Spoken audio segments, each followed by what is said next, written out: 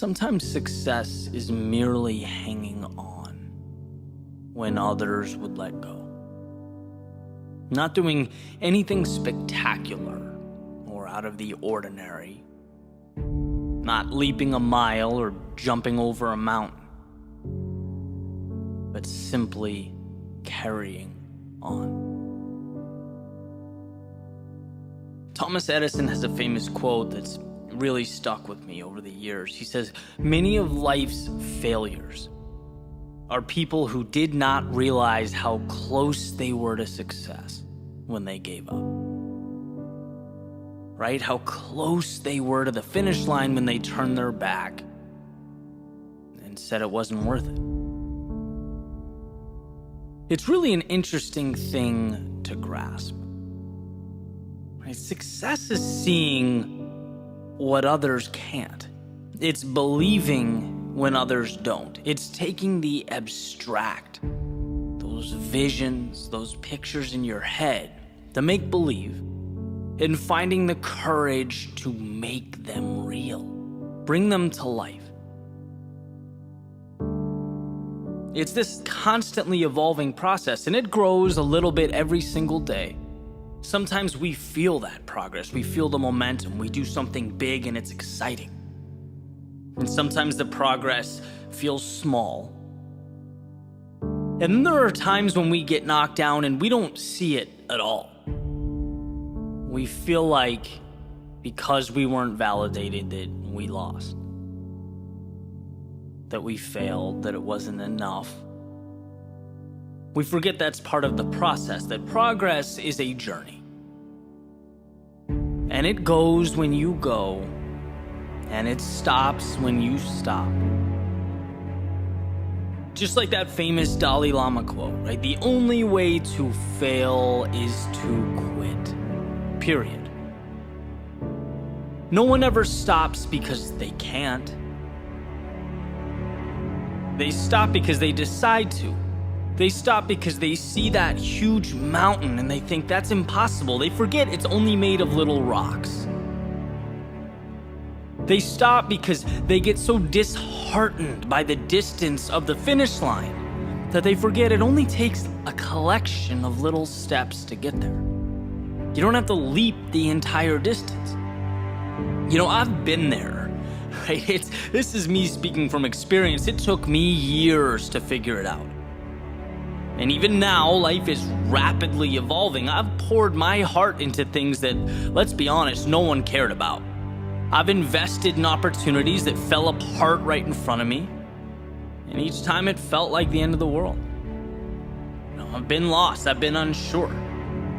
Gotten up after things didn't go as planned and it felt like a loser. I had to look myself in the mirror and pick myself back up off the floor. But there's one thing that I kept doing that I never thought twice about.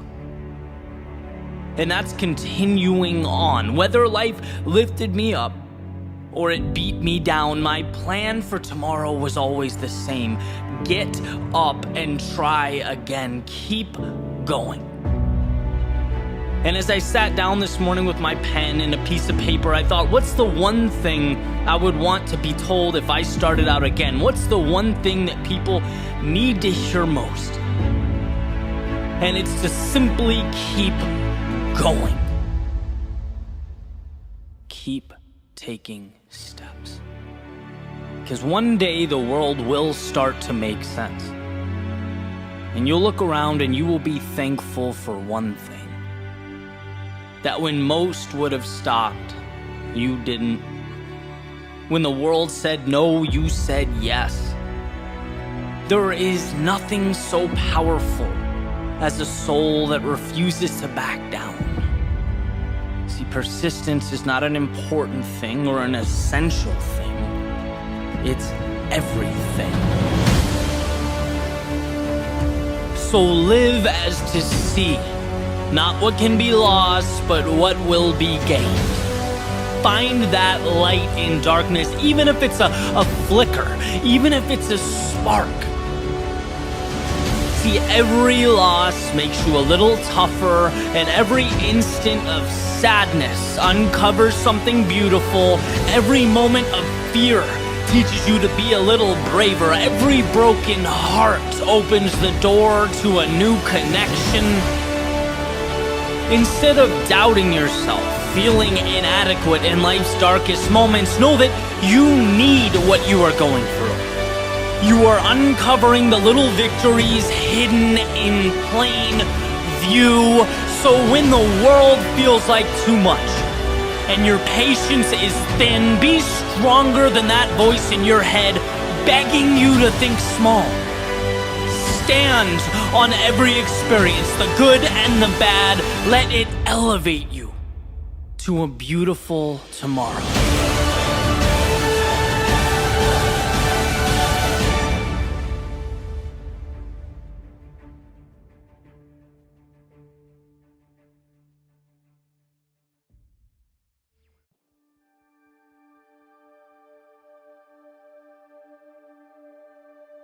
If there's time, then there's time to turn things around. If there is a tomorrow, then there is hope today. The only have-to-be's in life are the ones we prop up and adhere to. And how interesting that oftentimes we don't even realize we're the ones holding them up. There's a simple question that I like to ask as the sun comes up and the coffee brews. Am I living today like it's an obligation or something more? Is it an automatic continuation of the past or a methodical move towards a future that lights me up? And these aren't small distinctions. Right? I've lived both ways. I've felt what it's like to feel both. I remember going to work and joking around that a flat tire would be a real treat. That's not accountability. That's not control. That's essentially living life as a jellyfish floating along with the tide. And while the lack of required output, innovation and planning may have felt like a win in the moment, or a burden lifted off my shoulders at the time, deprived me of that which resides in the soul of every human being alive. Purpose. Personal agency. See, you can only go so far, so long being the spectator of your own journey. You can only go so long looking out the window before you wonder just what it'd be like to be behind the wheel. When we put our actions up against the question, why? It astounds me how many things are done because it's what we've always done. We act like we're expected to act, think like we're expected to think, see who we're expected to see. But expected by whom? Some of my greatest breakthroughs in life emerged after being asked why by people I look up to or respect. Why have you accepted that? That's your income? Okay, great, but why? That's how you spend your day? I see. How come? And when one is tasked with looking at their own life through a magnifying glass, some hidden truths always emerge. It shines a spotlight in the corner of the room, illuminating those shadows where one can, if they look hard enough, make out the wolf in sheep's clothing. That is the phrase, because that's how I've always done it. We get in life what we accept. We are what we allow ourselves to be, and if we don't ask ourselves which mountain is worth climbing, which ocean is worth crossing, we simply float with the tides. We're at the mercy of the winds. We forfeit the mastery over our own lives that awaits if we're willing to take that wheel and navigate. So here are a few things to take with you. First is you are bound by nothing. The parameters you exist between are of your making. You can get in that car and drive. You can walk away and begin something new. You can entertain that vision that's been conveniently tucked away in the back of your mind. Understand that to not go is fine, but it's a decision. And perhaps a decision you'll wish you made differently. And second, difficult today liberates you tomorrow. It's easier to observe. It's easier to say how you wish things were. After all, stepping out into the fast-paced, chaotic world is tough. It's scary, it's unpredictable, but it's where you find yourself and the path that's calling your name. It's beyond the pins and needles, emerging as one jumps into the cold water, that they're able to find that evolution. If there's time, then there's time to turn things around. If there is a tomorrow, then there is hope today.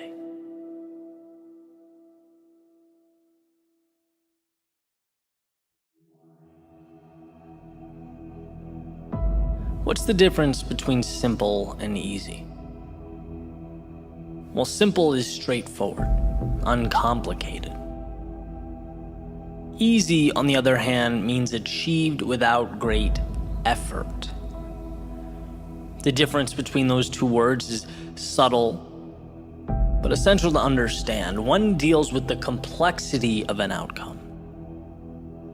The other, your will and determination to achieve that outcome. Becoming who you most want to be is simple. But becoming who you most want to be is not easy. Just like walking is simple, yet hiking up a mountain is not easy. The procedure didn't change, the context did. So let's talk about context. Let's talk about this cyclical nature of growth, because it's not that most people can't. It's that most people won't. It's not that most people don't get how. It's that they don't have a strong enough why. The path is laid out before you. You just have to be willing to walk down it. Will you? Step 1, realize there's more out there. It's not that what you're doing now isn't amazing. It's just that yesterday's act of courage is now today's status quo. What was the spectacular is now the mundane. What was once the ceiling you had to jump to touch is now the floor you walk on. So at the very least, it prompts you to ask, well, what's next? Simple. Not easy. Step 2, the acquisition of courage. Yesterday's courage was a fight. It took a lot out of you, and it's ultimately what got you here. But it dropped you at the curb, it waved goodbye and went on its merry way, and here you are. You can stay here. A lot of people do. You can reminisce of the glory days, the old path, yesterday's triumphs. Or you can do that perpetually uncomfortable exercise of vulnerability. Stepping into tomorrow's unknown, reminding yourself that life's greatest rewards have a hefty price tag, and that price is discomfort. But I've already played this game, one might think. No, what you did was learn the rules.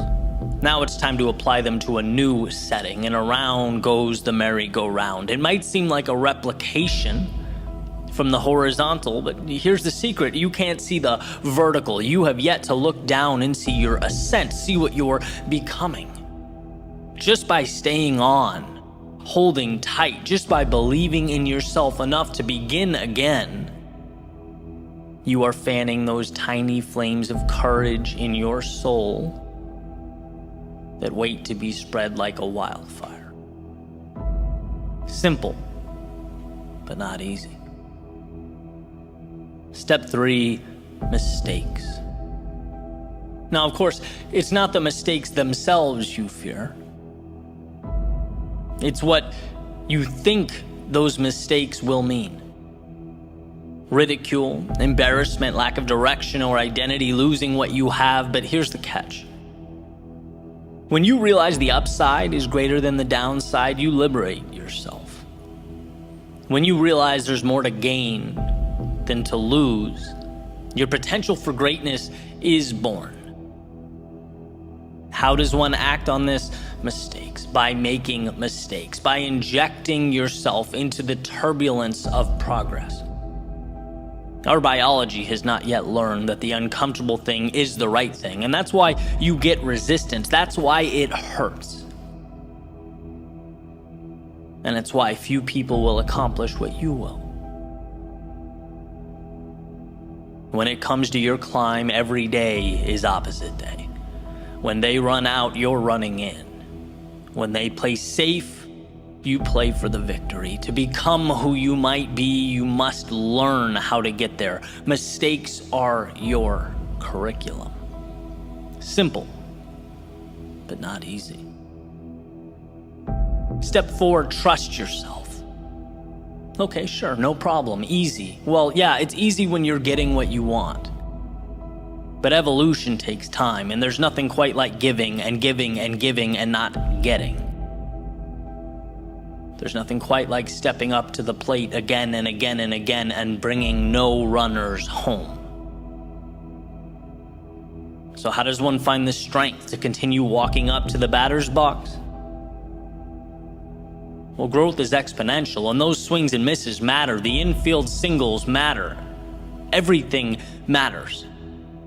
Because it's all chiseling your future self out of stone. Nothing is dependent on the next at-bat as much as all at-bats in the aggregate. That's why success is so often considered to be sheer will, dependent not on the home run, but on the discipline, the self-belief to keep walking up to the plate. Repetition and adjustment. Repetition and adjustment. Repeat and refine, repeat, refine. Those are the materials from which all things are made. Simple, but not easy. And then we have the finale, the ending, step 5. Celebrate and adjust. At some point, you'll be able to look over your shoulder and notice something that perhaps you hadn't before. Space. Space between where you are and where you started. It's not sudden, but gradual. And undoubtedly, with enough persistence, it will emerge. These moments, they are precious. They are times to acknowledge what you've accomplished, the sacrifices you have made. They are life's way of reminding you what you are building and who you are becoming. It's a time of celebration. Every little win means something. Every small victory matters, so relish in it. And then transform it. Normalize it. Recognize that that mountaintop is your foundation now. Your starting point has changed, and so have you, which means so have your expectations. With an increase in ability comes an upgrade to what's possible, what's expected. And look at that. We have arrived at a new step 1. Realize there is more. This is the process for capturing that which life has to offer. If you can fall in love with that, appreciate it, respect it, while simultaneously understanding it's not scary, it's dependent entirely on your ability to push forward. If you can understand that, there is nothing you can't do. Nowhere you can't go. Simple, yes. Easy, no. But you're not in this for easy. You're in it for the journey, the growth, the adventure. You're in it because it's not easy. You'll see in time, as will the world, that this decision to endure was simply the best one you ever made.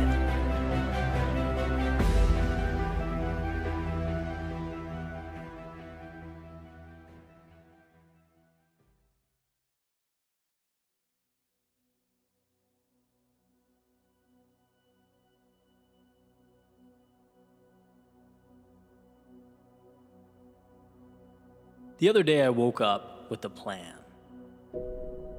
3 things I had to do. So I wrote them on my whiteboard. They were essentially my objectives for the day. But it ended up being one of those days where things didn't unfold the way I anticipated. And for a variety of reasons, curveball after curveball, with some sloppy decision-making sprinkled in there. Eventually, morning became afternoon, afternoon became evening. I found myself exhausted and looking up at a whiteboard that was showing me I had accomplished none of the things listed. And I hate that feeling. Having clear objectives and not meeting them. Right? And so after dinner, I got a phone call and I found myself talking about how I fell short, getting it all off my chest, letting it all out there. And I got that reassurance that I wanted without even realizing that I wanted it, right? The voice said back to me, Eddie, this happens. It's not a big deal in the grand scheme of things. No one's perfect. You put a lot of pressure on yourself. Tomorrow's a new day, right? That type of thing. And it's like, okay, exhale, time for bed. And the next morning, I was outside relaxing, doing some thinking, and came to this point. And you'll see how these dots connect here in a second. But essentially, I see life as a staircase, right? Where we thrust ourselves out into discomfort, into chaos. And then amidst the storm, we're forced to grow. We step into shoes we were once unable to fill. And what was once bigger than us is now normal. It's every day. It's ordinary because we fought for it. We pushed ourselves through. That's evolution. But now, guess what? That old ceiling has become the floor. It's time to evolve. It's time for that next step in the staircase. Time to thrust ourselves back into the chaos of life so that we can again tame something bigger than us. Take the next intimidating thing and make it commonplace. And as I sat there outside thinking, I found myself to be at that next step, ready to leap out again into the tumultuous winds of life. But this time it felt different. There's an intersection, and I talk about it often, of doing what adds value to the world and doing what makes you content personally. Okay, I think where those two things meet is peak living. That's where the magic happens. And I'm fortunate enough that these thoughts, speeches, episodes, videos, whatever you want to call them, on some days literally reach over 200,000 people. And that's not meant to be a humble brag or anything like that. It's just, to me, so incredible that I can't process it, right? I get emotional thinking about it. My dream is to add value to other people, provide that little lift that might help someone look at their own problems differently, maybe see a path when before they were unable to. That's what it's all about. And then, in addition to that, a parallel track on a personal level, feeling like I'm growing and evolving as well, constantly stepping up those stairs one by one, having the courage to continue fighting those unknowns and making sense of life's complexities.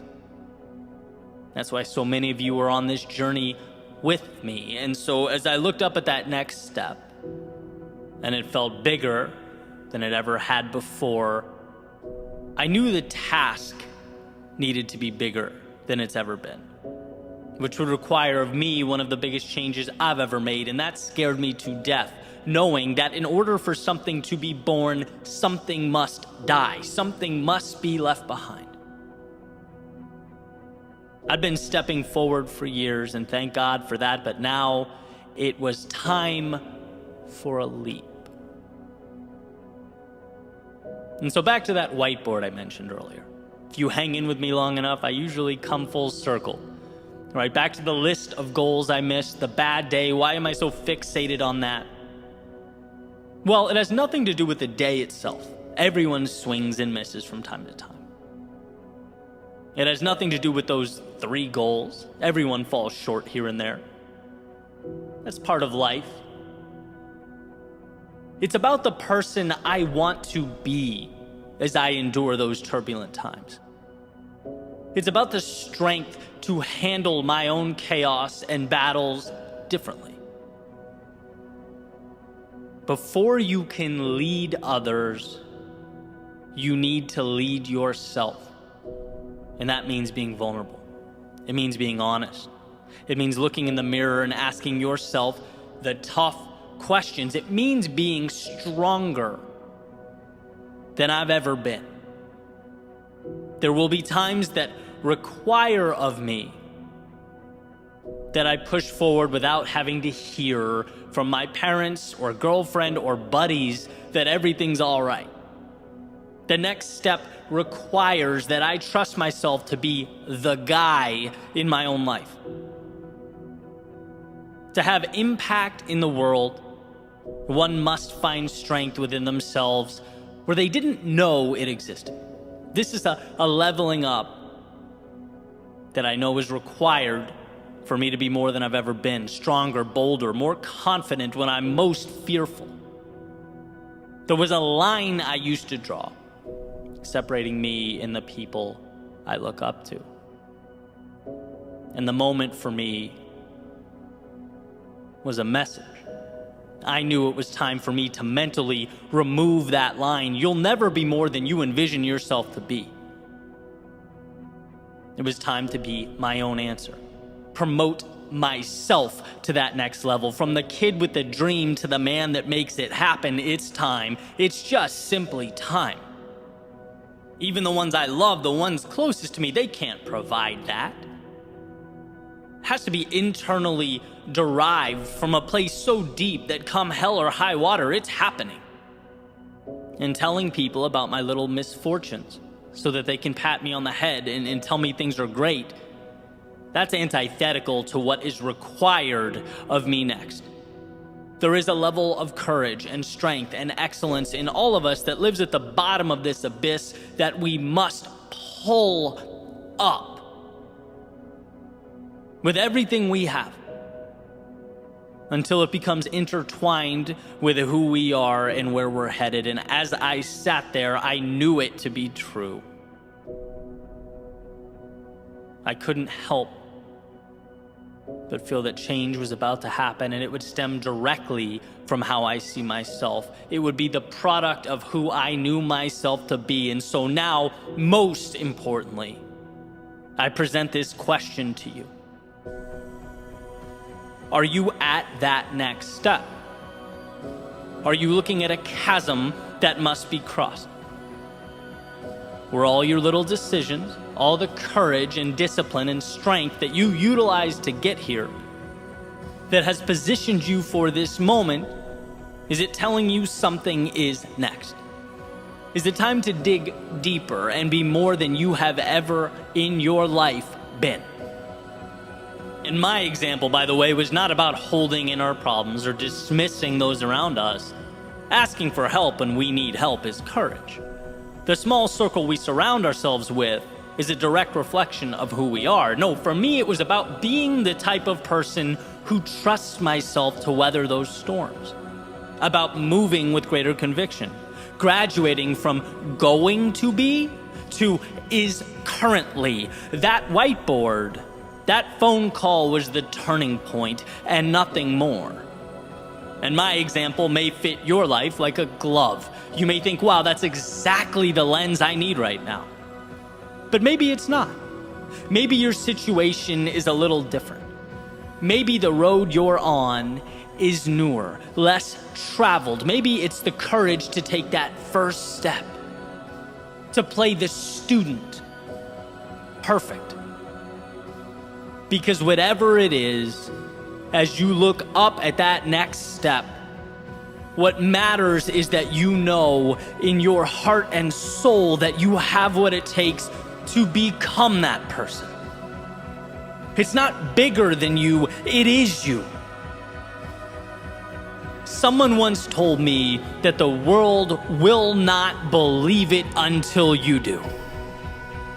So believe. Believe it like your dreams depend on it, because as it turns out, they do. As it turns out, everything about your future is make-believe until you breathe life into it. Look around you at your current reality. Remember that it is a product of what you've allowed, and that at any time you can up the ante. Climb the step, reach a new level. You have it within yourself to do that. Just give yourself permission to be that person. And it will be scary. It's going to hurt at times. But let's be that vulnerable. Let's show the world what we can create when we move into it as though it's ours. As though destiny isn't assigned, but written, one beautiful act of courage at a time.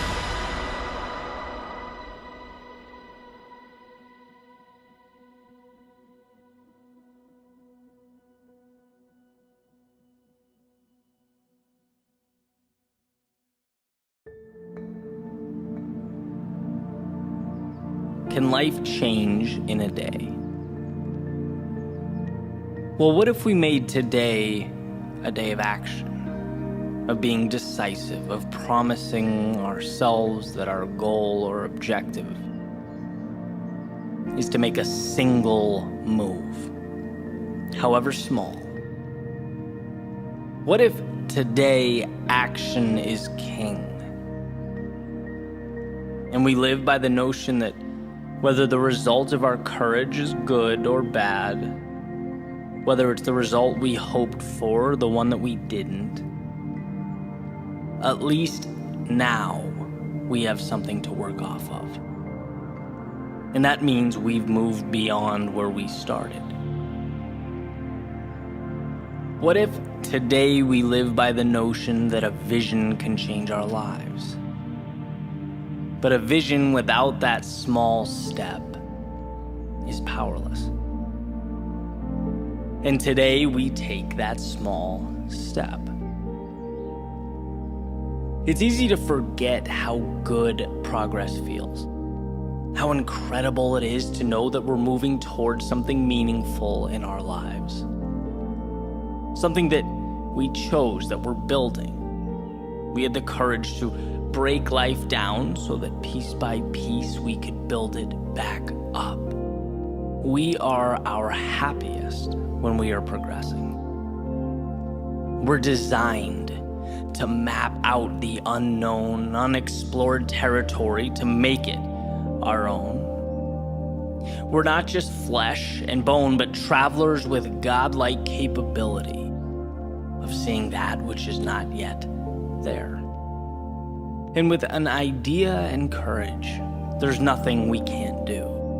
And that's why when we stop seeing infinite opportunity, when we pretend that settling is okay, that the status quo is enough, we know deep down in our souls that something's missing. We need the next door to unlock. So today, let's find just one door that we can open. Remind yourself of the shock wave that goes through your system when inspiration guides an idea and progress turns that idea into reality, because momentum connects every aspect of life. Not hitting the snooze button can mean seeing the sunrise, which can mean you read 3 pages in a book you wouldn't have read, which could mean your day improves, which could mean you make a call that you've been meaning to make, which could mean a dozen wheels start turning, not because you did everything, but because you did one thing. Today can be the day that changes your life. And you don't even need the miraculous to make that happen. You just need to push back against the normalcy of your everyday. Create little microcosms of chaos that you can tame, you can understand, make your own, and then stack on top of each other. today, treat that little voice of uneasiness or nervousness in your stomach as assurance that the path before you is the right one. Remember that almost all decisions are reversible, but that a decision at least puts you somewhere, right or wrong. It moves you along and shows you more of life, the things, the people, the places you've never seen before. And the only bad decision is no decision. Some folks never move towards meaning, towards the things that they want in, well, their entire lifetime, because they didn't realize it wasn't an earthquake they needed to shake the old world at its foundation. They needed to make one decision. One decision that might be wrong, but at the very least would reassure them that wrong decisions aren't fatal. A decision allows you to remap a new reality and take another step and another and another. You can change your life today by picking your arena and simply stepping into it. You don't need to be the best or the greatest or the most innovative. No, that's for another day. Today, if you want to change your life, open the door and step in. You'll be amazed at what transpires.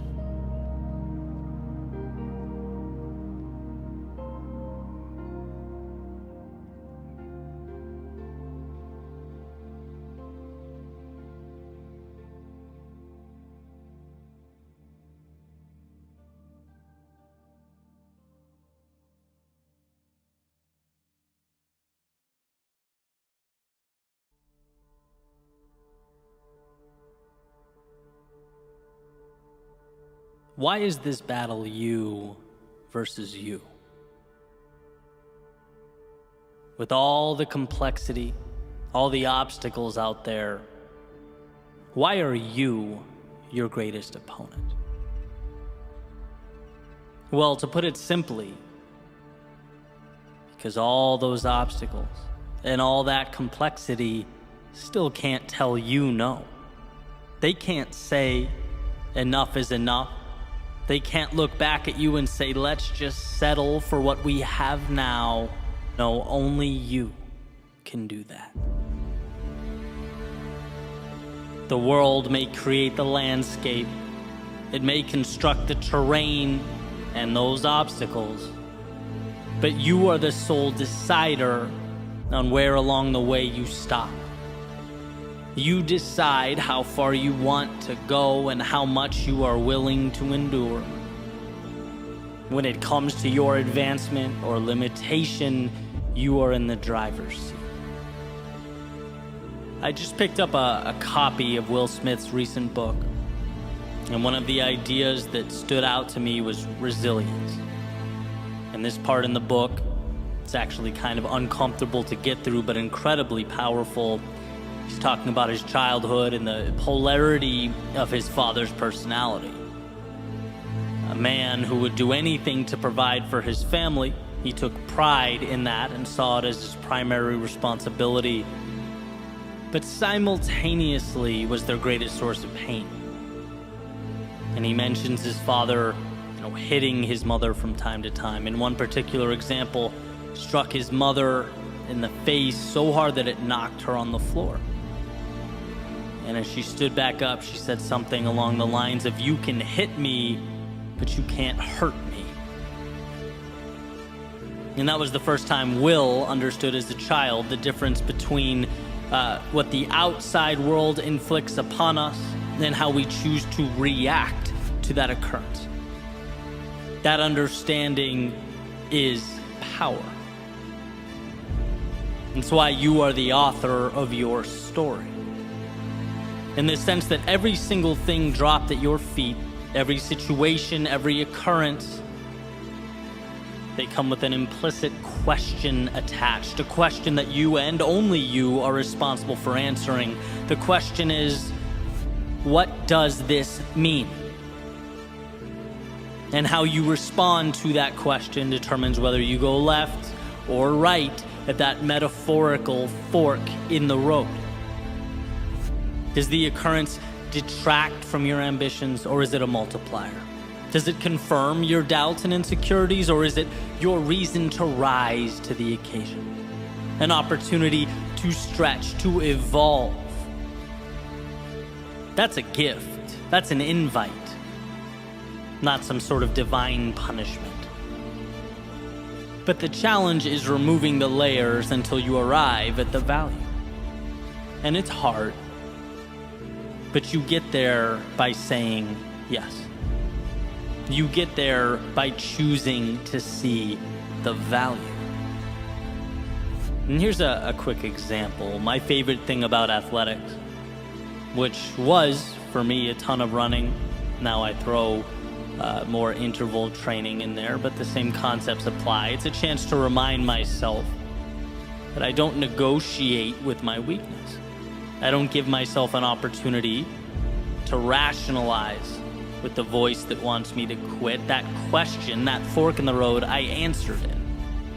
I charted its course before the workout started, knowing this is going to be uncomfortable at times, but it's where I need to go. There will be no more thinking from here on out. And so today's workout, for example, switching deadlifts, burpees, to squats, to core, you don't think. You see the next requirement, the next task, and you simply say yes. You don't need your mind for this. In fact, you go before your mind even knows where it's going, because that dotted line has already been signed.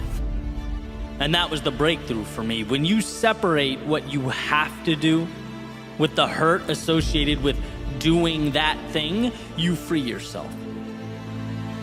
After all, what's there to hold you back if you can't talk yourself out of doing things? See, we tend to think our greatest adversity is the pain, or the confusion, or the unknown.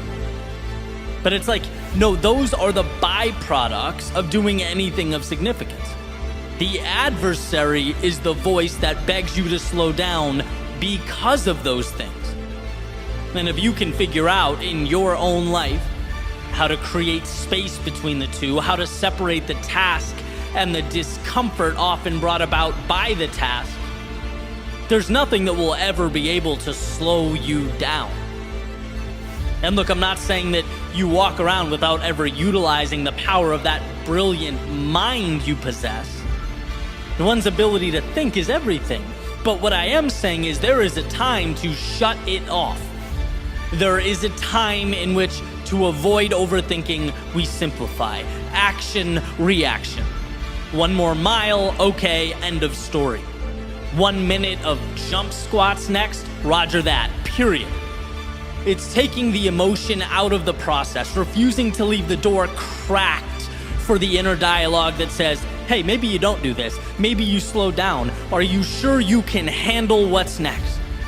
No, all of that is tuned out. It's assignment, go. Next, go. Next, go. You know this is the right thing. You did your thinking before grabbing the sword, shield, and stepping into the arena.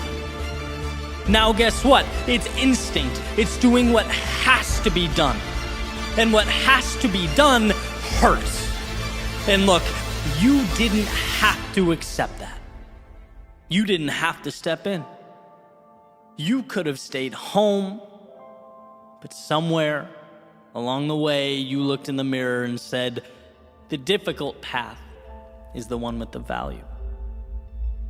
And now here you are, face to face with hungry lions, clashing swords with your adversaries. There's no turning back now. Now is when you parse out pain from the objective. The pain is now part of the audience. It's not with you or in you, it's watching from above as you do what you came here to do. So yes, those swords clash, but the eyes remain focused on what's ahead. And yes, those lions roar, but that's background noise. When you simplify your world into objective and action, objective, action, objective, action, there is time for nothing but forward progress.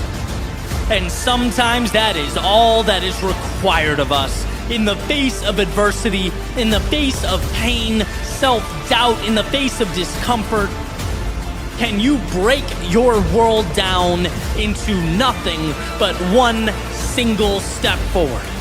One more set, one more rep, one more session, one more attempt, just one more. No rocket science, no negotiation, there's nothing to figure out here. It's walking the path before you. It's the discipline to carry on. It's one more swing of the axe. Audience or no audience, lions or no lions, you are bound to the universe at your feet. And that simplified concentration is why you will succeed.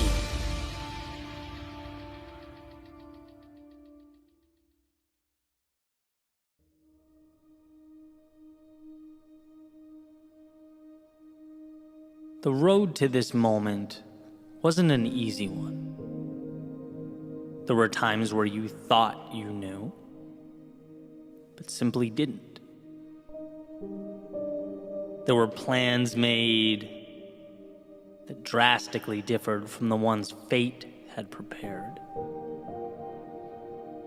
There were days that made you question yourself, your beliefs, that made you ask, what is my purpose? Look, to live is to have felt these things, asked these questions, to have seen firsthand the discrepancy between what we draw up and how life unfolds. And I think about this discrepancy often. The swings and misses, they hurt. You know, that quick shiver you feel down your spine when thinking about the wrong turns made. The tugging at your heartstrings when reflecting back on things said, or perhaps worse, left unsaid. It's easy to get lost in that feedback loop, letting the past dictate the present, letting yesterday define today. But here's what I've come to see as the truth. To experience the things that make life beautiful, we have to be vulnerable in a way we otherwise wouldn't. Open ourselves up to an unknown that, we could have skipped altogether if we really wanted to. All that pain, all that hurt the past provided could very easily be the reason you shut down, the reason you play small. That hell you walked through could be your justification for never stepping out into the chaos of life again. That would, at first glance, appear to make sense. Seem ideal, even.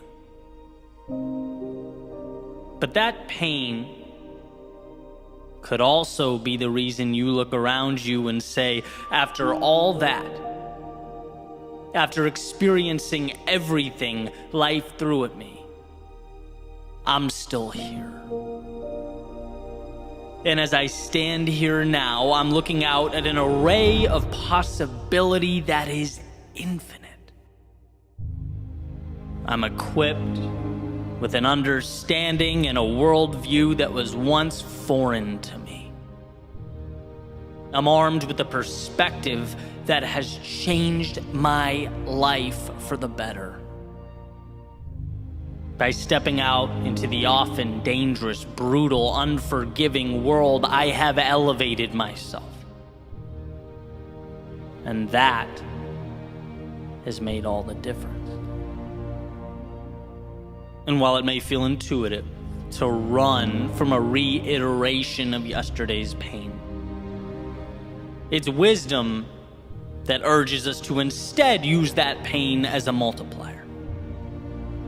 The key to something more, something miraculous. Not to cower because we once endured it, but to stand tall because we overcame it. And that's what we often miss. We can think back to the adversity, sure,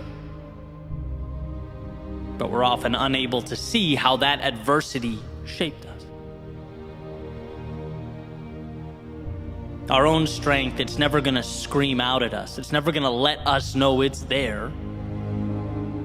We have to take the time to acknowledge its presence. We have to peer over our shoulders to see how far we've traveled. We'll always have obstacles before us. But if we don't stop and assess, we won't see that the obstacles have gotten bigger. Not because life's gotten harder, but because our own evolution has permitted us to step into bigger arenas. It has equipped us to take on larger adversaries. A simple willingness to be vulnerable has become the flame that lit up your soul. So the question is, will you step out? Will you see that vulnerability not as a crack in the foundation or a chink in the armor, but as strength? To love, it requires accepting a susceptibility to being hurt. To play the game requires an acceptance that you just might come up short. To bet on yourself means understanding that you might fall right on your face. To want more than you have now means acknowledging that you might be humbled along the way. This is what it means to live. Giving a piece of yourself in order to acquire that which means the most.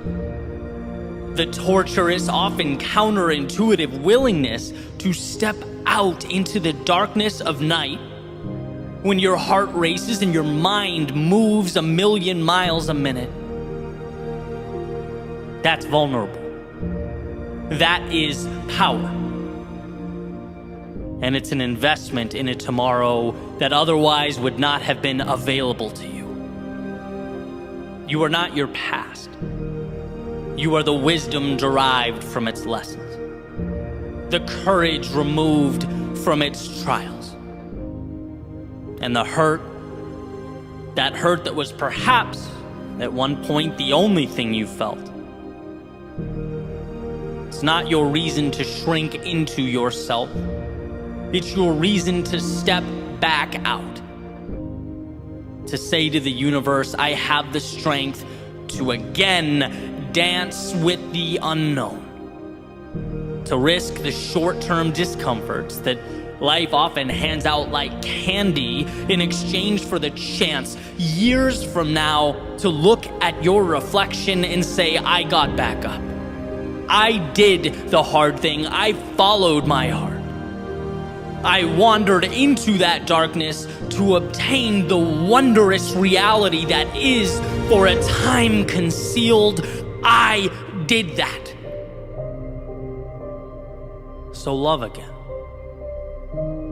Grow again. Try again. Build again. Believe again. See again. Feel again. Step out into the world again. This is who you are. Underneath the fear and insecurity, underneath all those reasons to not go, there lives the beginning of the miracle that is life. And it won't be easy. The timing will never feel perfect, but the question will always exist. It will always exist within an arm's reach of where you stand. Can you be that vulnerable? Can you be that courageous?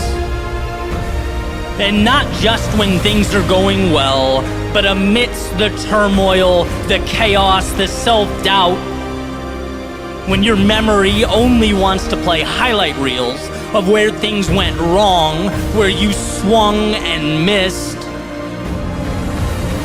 Will you choose to see those moments not as the chains that confine you, but as the strength that elevates you? Will you be vulnerable enough to give away some of you in order to expand and transform all of you?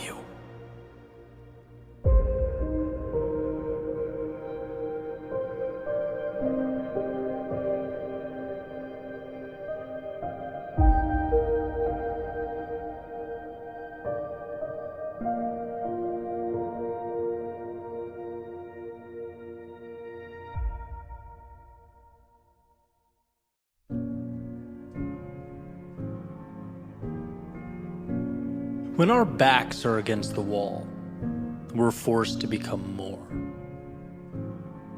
When the clock is ticking, we are tasked with finding answers that hide among us. It's in the darkness we find light, and while lost, we find ourselves. The paradox of life is that from our pain comes our purpose, our evolution, and our greatness.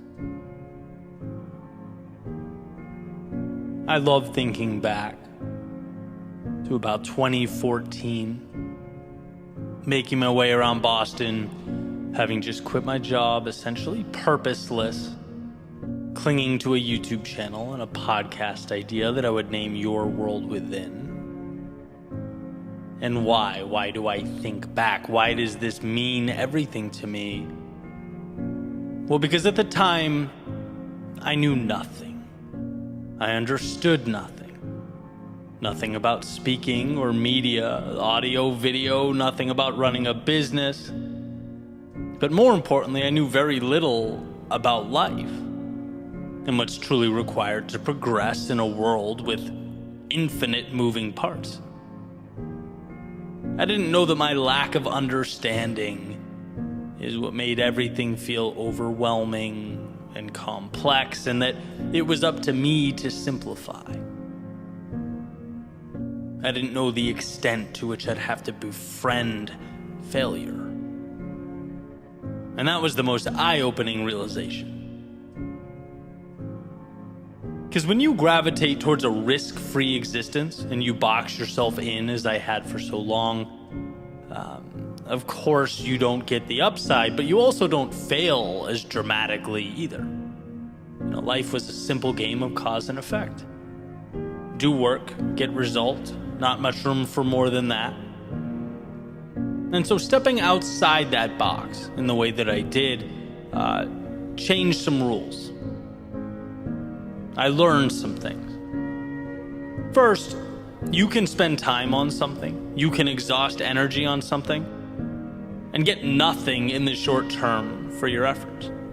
And I mean nothing. Unless you count getting your pride stomped on. Unless you count your friends disappearing when you need them most. Unless you count self-doubt and a constant worry about not amounting to anything. I mean, these are very raw, very real human emotions. They tend to arise when we start something new, but in them is also the power. This is where the light bulb turns on and the path emerges. It's where I learned that we only get what we want when we endure what we don't. And what a foreign concept when you think about it, right? It's like, Eddie, take this mic, go stand in front of this audience and pour your heart out. Your knees are shaking, chest is pounding, but dude, trust me, it'll be good for you. And funny enough, it was. It was because the fear in my stomach became the indicator that something new, something exciting, something more was around the corner. Like Pavlov's dog hearing that bell, Anytime the fear kicked in, I could feel myself getting closer to something meaningful, to a higher version of myself. The pain is an invite. The sheer terror, and let's face it, that's what it feels like sometimes, it's an upgrade. Disguised as the monster that you think you should be running from, when it is, as I recently mentioned, the adversary you should befriend. We have to change our relationship with discomfort, because our initial understanding, the one that comes stock in our minds, is never sufficient to build anything of significance. Its default setting is to preserve the now, not expand it. And so just like those stock speakers that came in my 1999 Ford F-150 when I was in my early 20s, let's rip it out. Let's customize. Let's upgrade the quality of the sound we hear and the things we say to ourselves.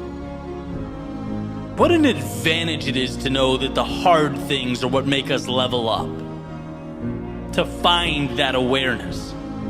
What a blessing that when life's difficulty startles and scatters the masses, you could be the one that remains, standing tall, seeking out the advantage amidst the commotion. Every little act of courage becomes more and more meaningful, powerful. But we must lose ourselves to find ourselves. We must embrace our fears if we are to become courageous. We must fail in order to succeed. And sure, sometimes the price seems steep. But I promise, not going costs more. Wishing costs more. If onlys cost more. So maybe for you it isn't a YouTube channel or a speaking career. Maybe it's something totally different. But it is something. And should you bring yourself to pursue that which your heart pulls you to pursue, you'll have those moments of defeat, where you're mad at yourself for leaving the comfort and safety of your previous world. You'll have times where you have no idea what to do, where you feel alone or stuck or unsure. The difference will be whether you see this as the invite you've been waiting for or the reason to turn around and settle for less. That's the question. How do you internalize all that emotion that will feel like it is consuming you? I couldn't believe how strong that temptation was to go back, nagging at me every day. Just come off the edge. Just be comfortable again. But as my old coach would say in college, when we're doing wall sits or something physically taxing, 15 seconds. You can do anything for 15 seconds. And isn't life just a culmination of 15-second windows? It's compartmentalizing the process. It's turning the difficult into the advantageous. You have the ability to not think like everyone else. You have it within you to rewire your previous conceptions of the world, to see darkness not as your reason to hide from conjured up monsters, but as your invitation to become the light. Remember that the best way to be more is to have the courage to put your back against the wall. And you won't want to in the moment. There will never be a perfect time. But committing to that vulnerability will release from within you the power, the strength, the greatness that has been for so long tucked away. By moving into the chaos, you are simultaneously creating the calm you always dreamed of. You're realizing the possibility that just needed the door left ajar to make its way into your world.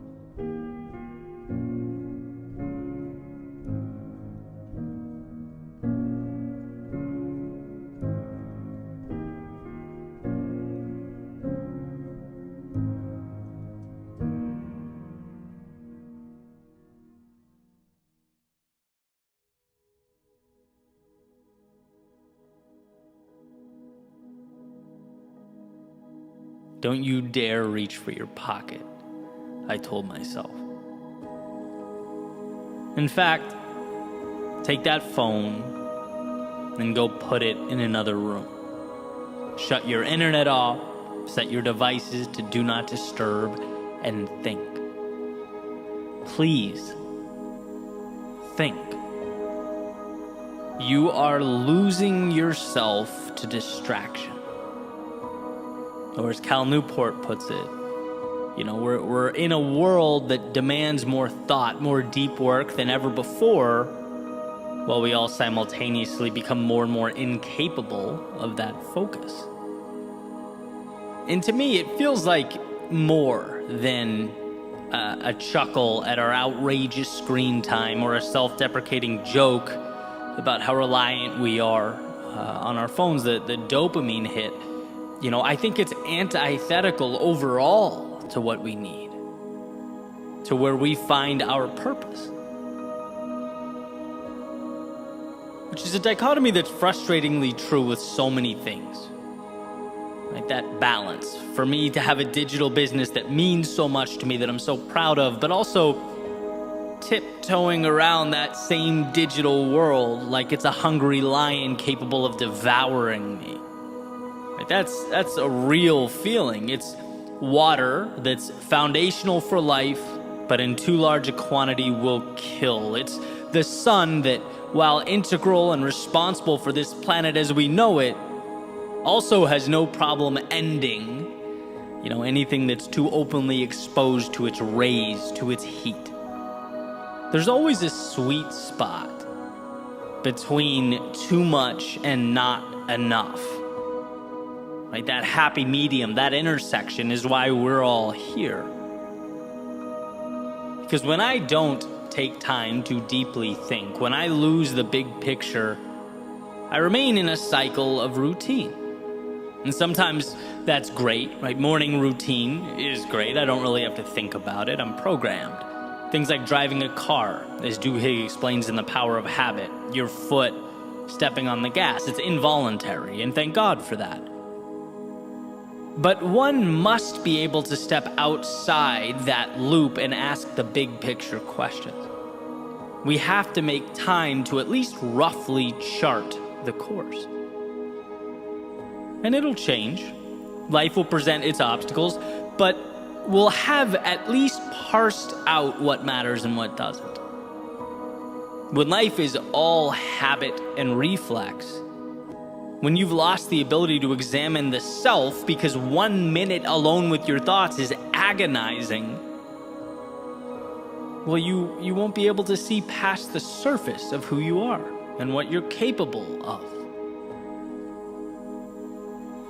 I want to be clear here, this is not me complaining about perhaps the most prosperous society ever to exist. This is me saying, there are some dangers that we way too easily overlook. That when you outsource your thinking, you outsource your future. And it's not hard to fall into that trap. I just referenced the book Deep Work a few minutes ago. I think it's one of the most important books someone can read in this day and age. Cal Newport talking about separating ourselves from distraction. I remember the day I first listened to that book, I was sick, so I wasn't on my usual run. I was walking, and because of that, I felt this urge to, as the book was playing, to reach into my pocket and check for notifications. And it was eye-opening. It's like we are scared to completely immerse ourselves in solitude. But solitude is where we uncover so much. Silence is where we hear what our souls have to say. It's where we understand who we are. My favorite Joseph Campbell quote, "The cave you fear holds the treasure you seek." And man, I hate to say it, but I think being alone, even for a short period of time, is that monster lurking in the cave. The one we're scared to confront, even though it's what we need. Solitude is the demon we are consistently masking in a constant influx of media and small talk and DMs and emails. That stuff has its value, but it's not real in the sense that I find it disconnected from purpose. So here's something that I've been doing, and I would suggest that you give it a try. It's been certainly helpful in my life, and start small, even if it's 15 minutes, but take a walk by yourself. No phone. And it's challenging at first because, you want to be consuming something, even if it's, educational, valuable, still, right? No phone. Solitude. Think about life. Think about who you are.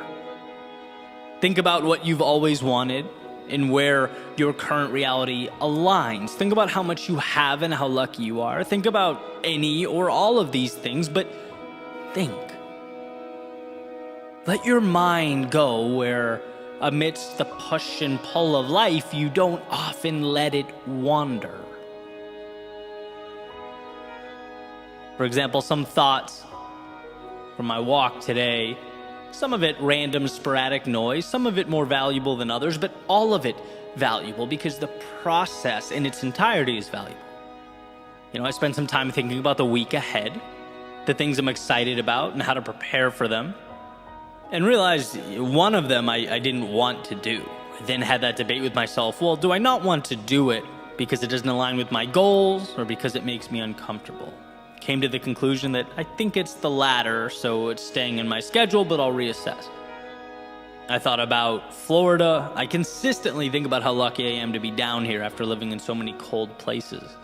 It's just such a beautiful environment, and one that I don't take for granted. I thought about a statement I just heard from a professional athlete after his surgery, talking about how hard it was on him, but that he would rise from the ashes and he would have the best year of his life. And, my mind went to one of the most important rules of leadership, that it's not about you or your rise or fall, right? To lead is to make it about the team, about the overall goal.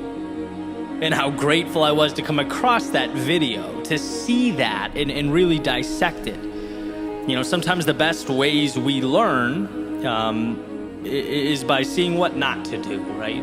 And I'll take that with me. I'll take that understanding with me on my own journey. Last thing I remember, I thought about some of the books I've been consuming. I've taken in an insane amount of books over the years, but I practically stopped reading physical books, right? And now I consume mostly on Audible or other audiobook methods. Made me wonder whether the value is equivalent. How much that varies from person to person, maybe something to research later, right? That's all I remember as I sit here now. But the point is, this is stuff that if I don't immerse myself in solitude and break through the barrier of boredom, I don't get to. And maybe you go through a week where you don't find much. But as the saying goes, right, one idea, one concept, one epiphany can truly change the dynamic of your life. It could change everything, right? There are answers just beyond the realm of distraction we operate in. Some of them pertain to trivialities like the audiobooks and the cold front. Some of them pertain to your goals and your development, who you are, where you're going, and how you'll get there. As Newport says, to simply wait and be bored has become a novel experience in modern life. And while his emphasis and focus is primarily on work and creating an environment to be productive, I want to suggest that it's not only our work that needs saving, but ourselves. We can't lose touch with what matters most. We can't become so shallow in our thoughts and our actions that the beauty remains buried away. There is something in you that's untapped, unfinished, raw talent or desire. There are pieces of you that need to be assembled, and if left alone, will wither away, unremarkably, quietly, and probably without your noticing. So my ask is that you think of this as more than, me cheering on long walks. It's not about the walks, right? It's about time alone with yourself and what that opens up for you. It's about recognizing the spaces we need to carve out from the outside world. so that when we re-enter the outside world, we know who we are. We understand where we're headed. We don't go where the wind blows. We are able, as the saying goes, to adjust our sails to get to our destination. All you need is more time with you.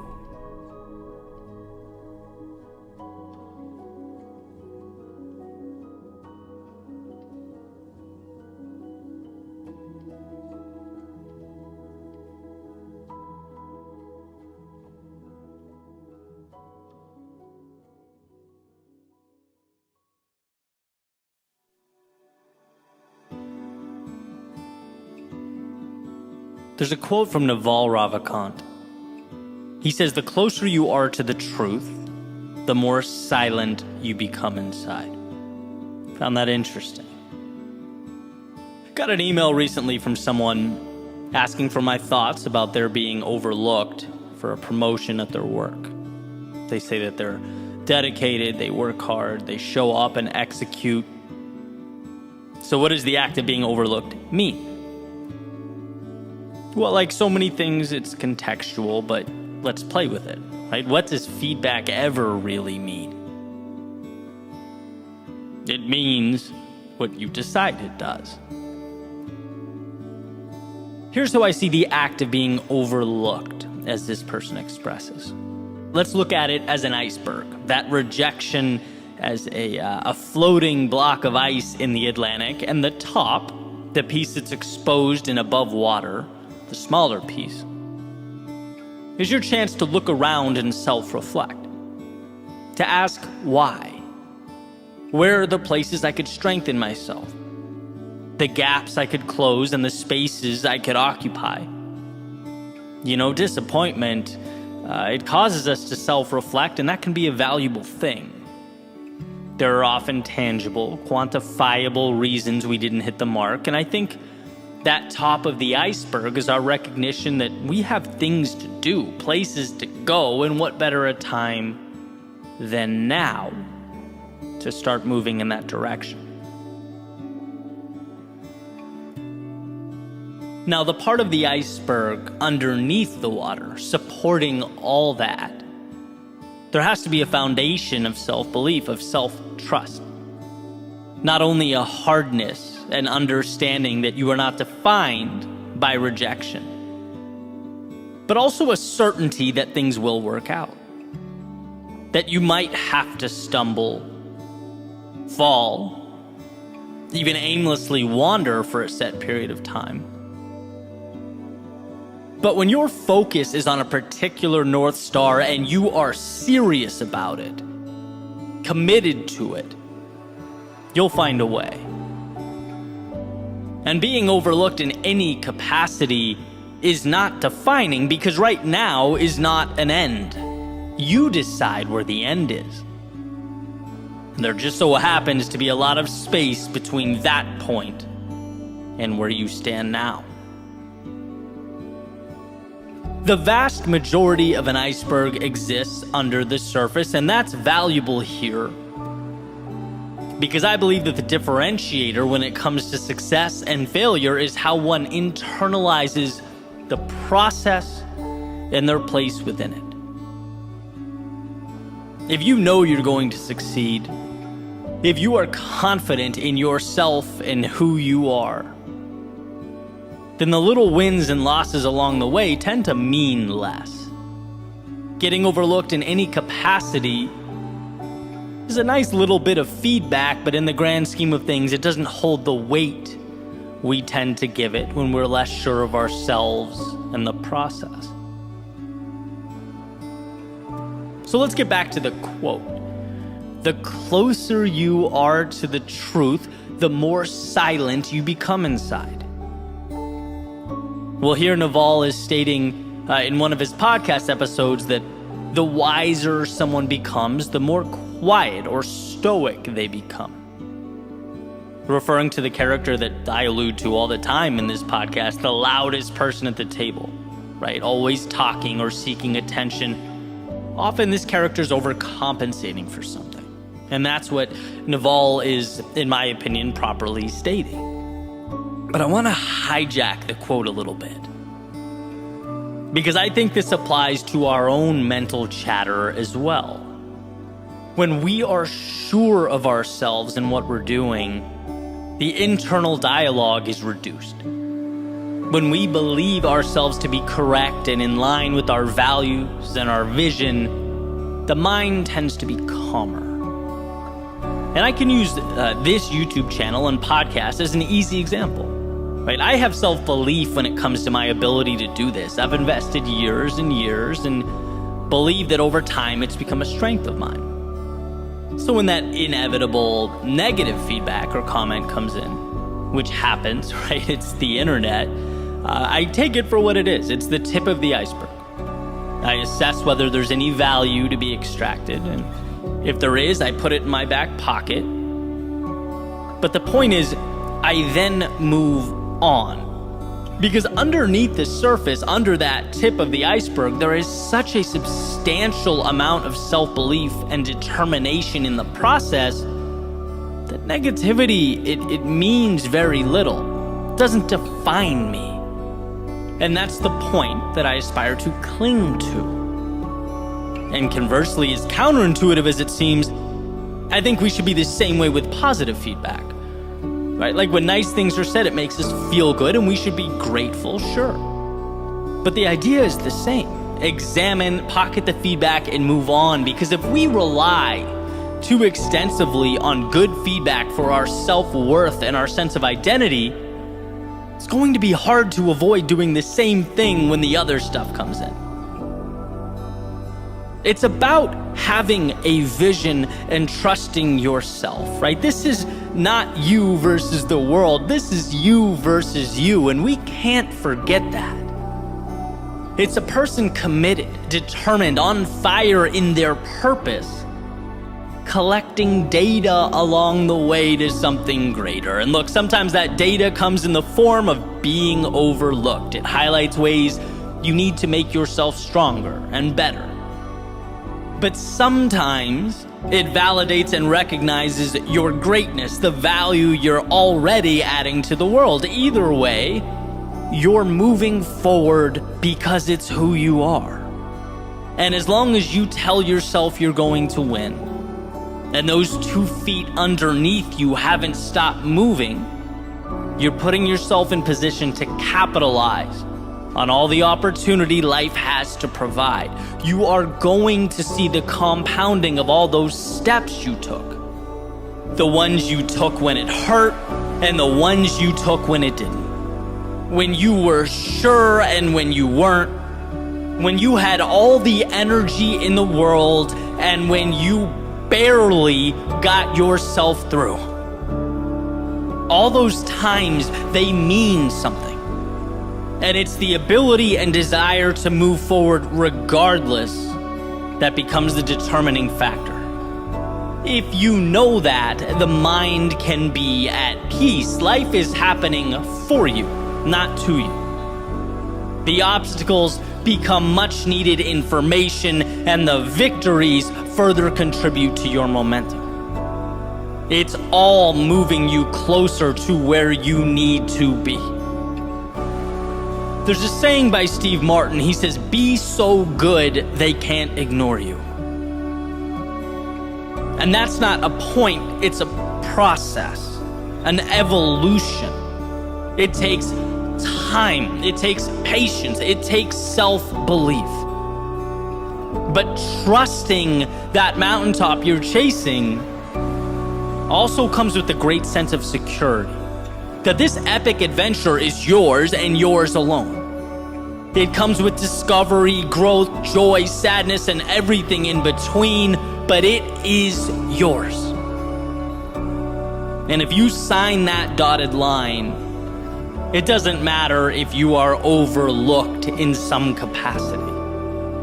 No person or external event can take away what you know in your soul to be true.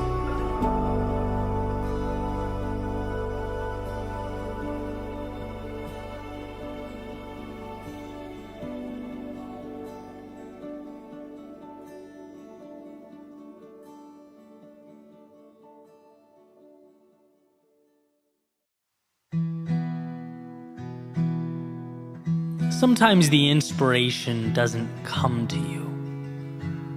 No, sometimes you have to go out and find it. When it hurts the most, when the deck seems stacked against you, when the road to travel seems to be longer than you can endure. These are the times we're tasked not with waiting, but with creating.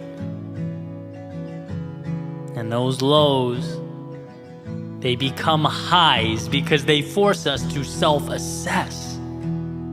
To look around and say, I don't want to feel this way anymore. I'm done tolerating X, accepting Y, associating with Z, and so a bridge must be created to something. And your question is simply, what's that something going to look like? Here's what's interesting. Knowing what you don't want is often the beginning. It breathes life into a first step. Maybe you look up and you have no idea what step 2,000 or 3,000 looks like, and that's perfectly okay. You don't need to know exactly where you're headed, exactly what the top of the mountain will look like. What took me forever to figure out is knowing that here isn't right for you, wherever here is enough. Because it is the beginning. The engine that makes it all work. You don't owe explanations. Apologies aren't required of you. All you needed was that feeling in your stomach that more is out there, and perhaps you've been depriving yourself of it for a tad too long. You just need to leave scarcity behind and train your eyes to find the abundance you exist within. The other day I saw a quick interview Tiger Woods was giving. And I'm not really a big golf guy, but when the greats talk, I listen.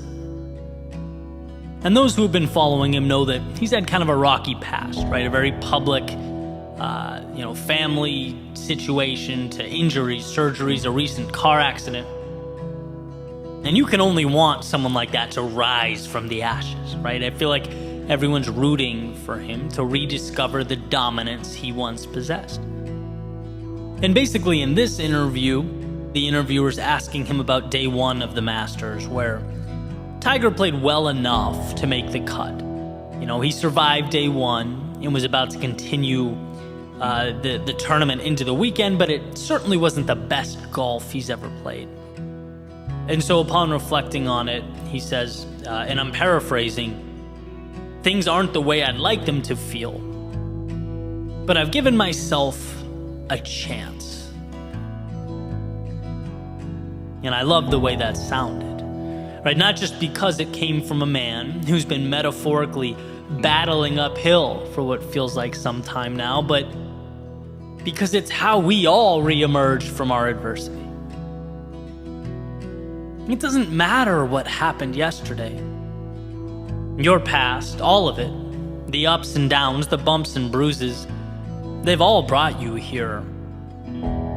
And if life is one giant tournament, you've made the cut. You get to play in your Masters. Tomorrow is coming. And it brings with it the chance to right the ship, to discover the undiscovered, to find yourself again. By showing up today, you've given yourself a chance, and that is the most powerful thing one can possess, a chance. I think too often we look at what we don't have. We spend our time focusing on the holes, the blank spaces, the gaps, instead of looking at the opportunity we've created to pivot wherever we deem necessary. The flexibility is the asset. but only valuable when we recognize and utilize it. And yeah, that can feel like a tall order when we are not at our best. When we're operating at a level that, let's say, is less than ideal. It's easy to see all the problems we're going through as supporting evidence that the world is bigger than us, that we are outmatched by life. But really, all these things that have come together to create our current state, they're nothing more than life providing you a chance, an opportunity to turn the page. I'm a tiger, those lows, those setbacks, and perhaps even the personal anguish one would assume would accompany those things. They've given him the gift of now, and he recognizes that. Just like everything that has paved the way for you has done the same. It's created the conditions from which you can now grow, further evolve. It's providing a little nudge towards those things we need to do, but maybe sometimes drag our feet a little too long. So when the world throws you curveballs, how about seeing the situation as a chance to hit off speed, to step up to the plate and make something of what we thought was misfortune? When one trades, it's happening to me, for it's happening for me, you're presented advantages that were previously unavailable.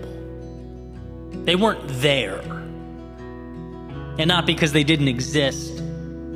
They weren't there because they weren't recognized. Because perhaps you saw the very thing that could help you as the thing that would hurt you. But regardless, here you are, sharpened by the mistakes you made and shaped by the lessons you learned. You are here. Not to relive the past, but to create a new reality, write a new chapter, walk a new path. You are here. And wherever next happens to be, let it unfold because you chose it. Let it evolve because it's who you are. Leave the stands and make your way to the stage, where sure, the stakes are higher, but so is the upside. I often talk about the power of looking over our shoulders at those highs and lows from time to time. Not because they have power over us, but because they have made us powerful. Look at all you've endured. See all that you've overcome, and for what? Well, to put it simply, for the gift currently at your fingertips. The chance to say years from now that sure, you lost yourself.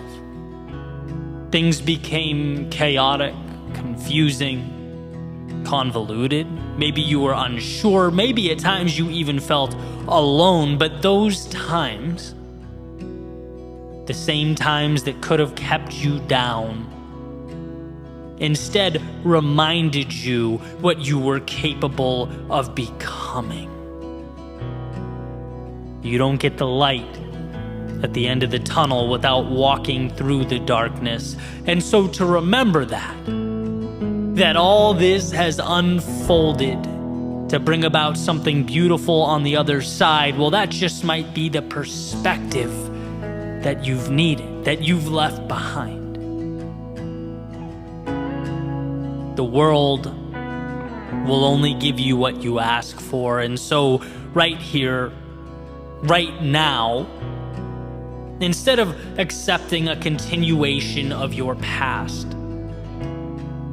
how about demanding an evolution of yourself? That game of life awaits. And so for your sake and the world's, don't be afraid to play.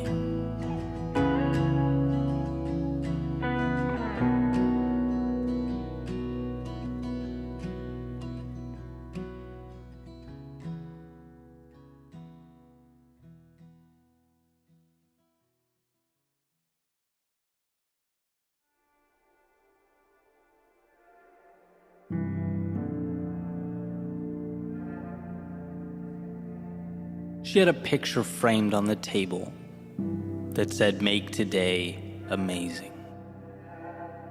Placed there to remind her just how much of life is a choice. How much we get to decide. It symbolizes that on our worst days, life hands us lessons. And on our best days, the highs of existence. During our low points, currency, and during our high points, the chance to cash it all in. Yeah, make today amazing. Because today's are few and far between. Today's are not an inconvenience, nor an obligation. Today's are what it's all about. Today is the big show. The answers we look for. The destinations we long for. Today is a place of dreams. That is, if you choose to leave room in your world for dreaming. Today is the beginning of wherever next is for you. A chance to see the new and normalize it, to stretch, to reach further out and pull impossible a little closer into your orbit. You can do that. And while one often can't control what they are given, they can control what becomes of what they are given. Like architects and designers engineering what will be and what the malleable world around them will become. When one raises their standards, life seems to accommodate. Because believing it means acting the part, means making the changes, means the external world makes room, means your identity is reinforced, and so the cycle goes. By making today amazing, you are making yourself more. Decisions are the beginning of all things. See, very rarely is the tool in and of itself the differentiator. It's the vision that pulls us through. And if you take something arbitrary, say a hammer, there's no way to, based upon its existence, determine what it will mean or what will become of it. A hammer can be an agent of chaos. It can smash and shatter and destroy. It can be the thing used to tear down. Or it can be what builds. It can connect. It can alter and redefine so that something, when all is said and done, is brought into an existence that never was. It was never the tool. It was how the eyes viewed the tool. It was the vision that designated the roles that made today amazing. And the reason we all need this reminder, as far as I can tell, is because the difficult things just so happen to be the meaningful things. Because we are fighting not against some little rule or idea we picked up along the way. We are fighting against our DNA, against thousands and thousands of years of evolution. Because the fear that kept our ancestors alert and alive now in a totally new world keeps us contained and our talents minimized. The approval of others that kept us safe and secure as we once traveled the landscape in small groups, hunting and gathering, well, now it keeps us needlessly looking over our shoulders and craving acceptance. The unknowns that kept us out of the dark cave with the predator living in its shadows now keeps us confined, looking out at life's potential through self-made windows. We need to be reminded to make today amazing, because those things are quite the adversaries. Because our default is to just let the ship sail. Our default is to simply survive. After all, that is the standard and the rule by which living things abide. Make it another day. But I believe you are more than a living thing. The godlike ability to not just exist in a world, but create new ones is a miracle, both a blessing and a responsibility. To drive towards a more fulfilled you, a happier you, a healthier you, a more complete you. But one must first become aware that around them exist the pieces required to build something never before seen. The vehicle to those far-off places that were once only dreams, thoughts, illusions. I've always believed that if it means something to you, it's not stupid. It warrants exploration. For even if the thought doesn't end up being all it was cracked up to be, even if it's not the destination, but only a stop along the way, it still pushes you to the next thing, and the next thing, and the next thing. It still moves you forward in this beautiful game of life. So decide. Decide to make today amazing.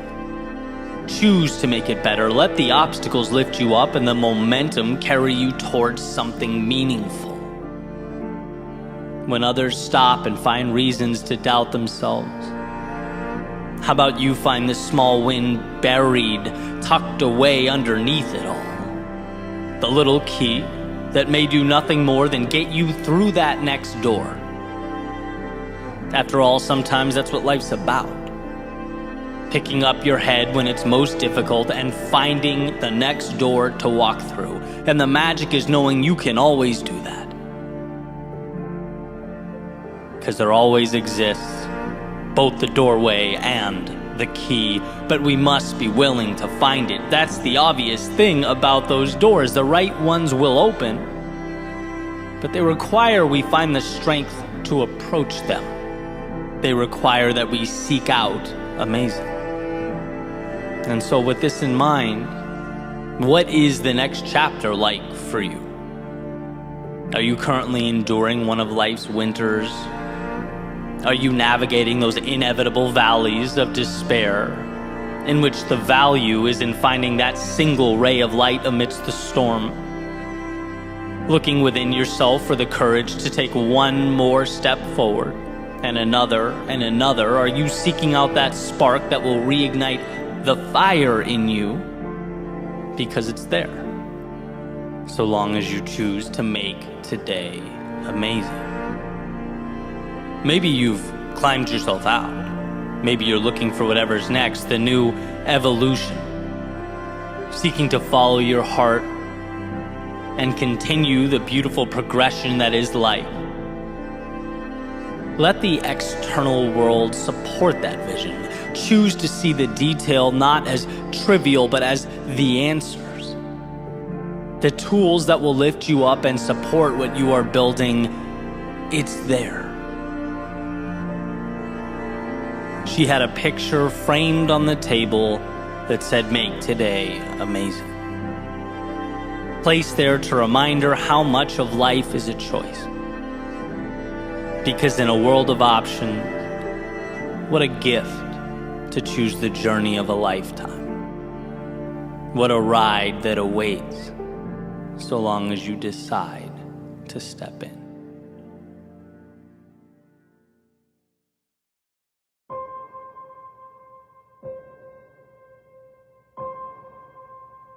There's a quote attributed to Lincoln. He says, "Be sure to put your feet in the right place, then stand firm." The other day I was listening to Dan Carlin's podcast called Hardcore History, which, side note, is an incredible podcast. Guy's a brilliant storyteller. And as I was listening, there's a specific idea that I wanted to dive into, an idea that I believe if we make an effort to understand and fully commit to, is capable of changing our lives. But first, some quick context, right? So Dan starts off this episode called King of Kings, talking about the Battle of Thermopylae in the year 480 BC in ancient Greece. It's that famous story that a lot of us know where King Leonidas leads that small army, which includes 300 Spartans against this massive Persian military force that's invading. And the quick version is essentially Xerxes, who's the king of the Persian Empire and in charge of that massive army, tells the much smaller Spartan force that if they lay down their weapons, if they submit to him and let the Persians pass, no harm will be inflicted upon them. They'll be free to go about their lives. And here's the famous line. In response to the Persian command to lay down their weapons, the Spartans respond, "Malan labe," which means, "Come and take them."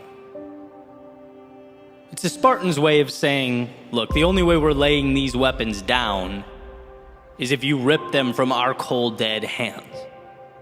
Right? With everything on the line, the odds stacked against them, the ground beneath them basically shaking from the march of a far superior fighting force moving directly towards their location, they would not let go of their principles. They were fighting for something bigger than them.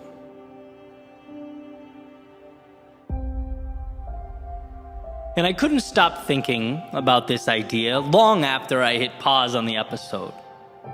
I guess I was awestruck by the power of living life with that type of conviction. Because I know in my soul that's the North Star I should be gravitating towards. We all should. The strength to be unrelenting with regard to that which we care about. The aforementioned quote from Lincoln about finding the right place for our feet and then holding steady. With everything you have, all that you are, holding firm. I just couldn't get that out of my head. And then it came to me that invading force represents so much in our personal lives. So many things. One example being the difficult or adverse circumstances, our trying times. When you're most likely to concede that perhaps you're no bigger than that world around you. Maybe life is a movie and I'm merely the audience. My job is to clap, laugh, gasp, or cry. I'm a cog in a wheel, a line in a script, powerless. In which case, you should be reminded of Viktor Frankl's famous observation that everything can be taken from a man but one thing, the last of the human freedoms, to choose one's attitude in any given set of circumstances, to choose one's own way. In other words, the outside world may change. It may evolve, but it will never have power over how you choose to internalize and view what's happening. That's innately yours. So when the circumstances feel like they demand more than you can give, when they suggest you leave your interpretation of life behind, the correct response is, as the Spartans defiantly said, "Come and take it." That army could represent a pushback against your values, the pillars of your individual foundation that you feel, amidst all the pressure, tempted to let go of. After all, it's easier to retreat than stand toe-to-toe with others. It's easier to abandon than it is to defend, at least in the short term. But as Victor Hugo writes, you have enemies, good. That means you've stood up for something sometime in your life. The enemies, obviously not being the point. I'm a believer in the conservation of enemy approach to life. Allies just pragmatically get you a lot further, but here's the reality.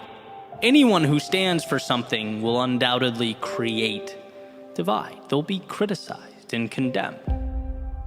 And when one feels the pressure of that criticism, they must understand that it does not invalidate who they are or their worldview. That is yours. You are the only one who can give up or relinquish that control. So as the Spartans said, come and take it. And then lastly, my thoughts went to the little things that make us who we are. Those tiny pieces of ourselves that we, little by little, one by one, over time give away. The concessions that fade into the background as we evolve to fit in so that we don't stand out. As Emerson beautifully put it, to be yourself in a world that is constantly trying to make you something else is the greatest accomplishment. And so that attacking army just might be the universe attempting to mold you to it. Perhaps not all at once, but more like that frog placed in water and put on the stove, with the heat increasing so slowly over time that he doesn't realize the heat will soon overtake him. Externalities do not dictate. They are objects in need of meaning, and you are the architect here. If it means something to you, it's worth holding on to during the difficult times and the easy times. When it's popular and when it's not, there is value within you specific to you, a value that must be nurtured in order to expand. Others can't and won't see that. The world around you may, even with all its complexities, seek to suppress it. But that flame is there. It's there and it's yours. And to anyone or anything looking to extinguish its light, come and take it. After all, what is a life if not one lived on your own terms? The goal is not to simply exist, but to define the plane on which you'll evolve, to devise your own parameters. Be yourself as that world looks to make you something else. So here's to digging deep, to finding within yourself the courage to stand up to the great armies of chaos, conflict, adversity, and their perpetual conquest. To remember how strong you are, how much control you have as you navigate the unknowns and redefine the right nows. Don't let your strength be the thing you give away. Don't let your heart be what gets left behind. Don't let your thoughts become illusions of what could have been if only you'd held on. And look, I'm not saying it's easy. In fact, I know that the meaningful road will necessarily be the one that requires the most of us, that makes us question who we are and where we're going. It will ask that when our minds race with doubt and our knees shake with fear, we find a way to stand regardless, to walk to our demons, look them square in the eye and proclaim that whatever it takes, we are willing to give. That we will fight until there's nothing left, go until we can go no further, and hold with conviction all that matters most. So the next time life demands that you fall back or bow down, the next time chaos emerges in the distance and asks only that you lay down your arms, here's to being strong enough, certain enough, courageous enough to say one thing and one thing only: come and take them.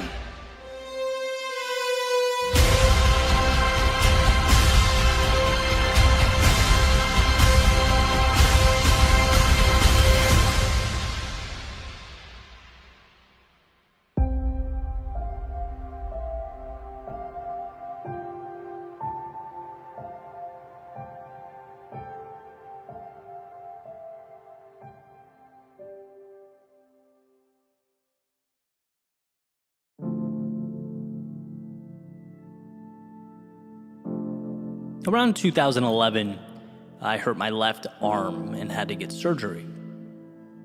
So for a while, I was pretty limited as far as what I could do with my upper body, and that's really when I fell in love with running.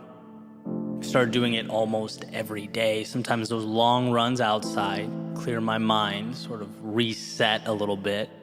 And sometimes I'd mix it up, hop on the treadmill and do my favorite workout, which was a pyramid, right? Where you break 10 minutes into 4 segments, 4, 3, 2, and 1, increasing in intensity with each segment, and then you start over.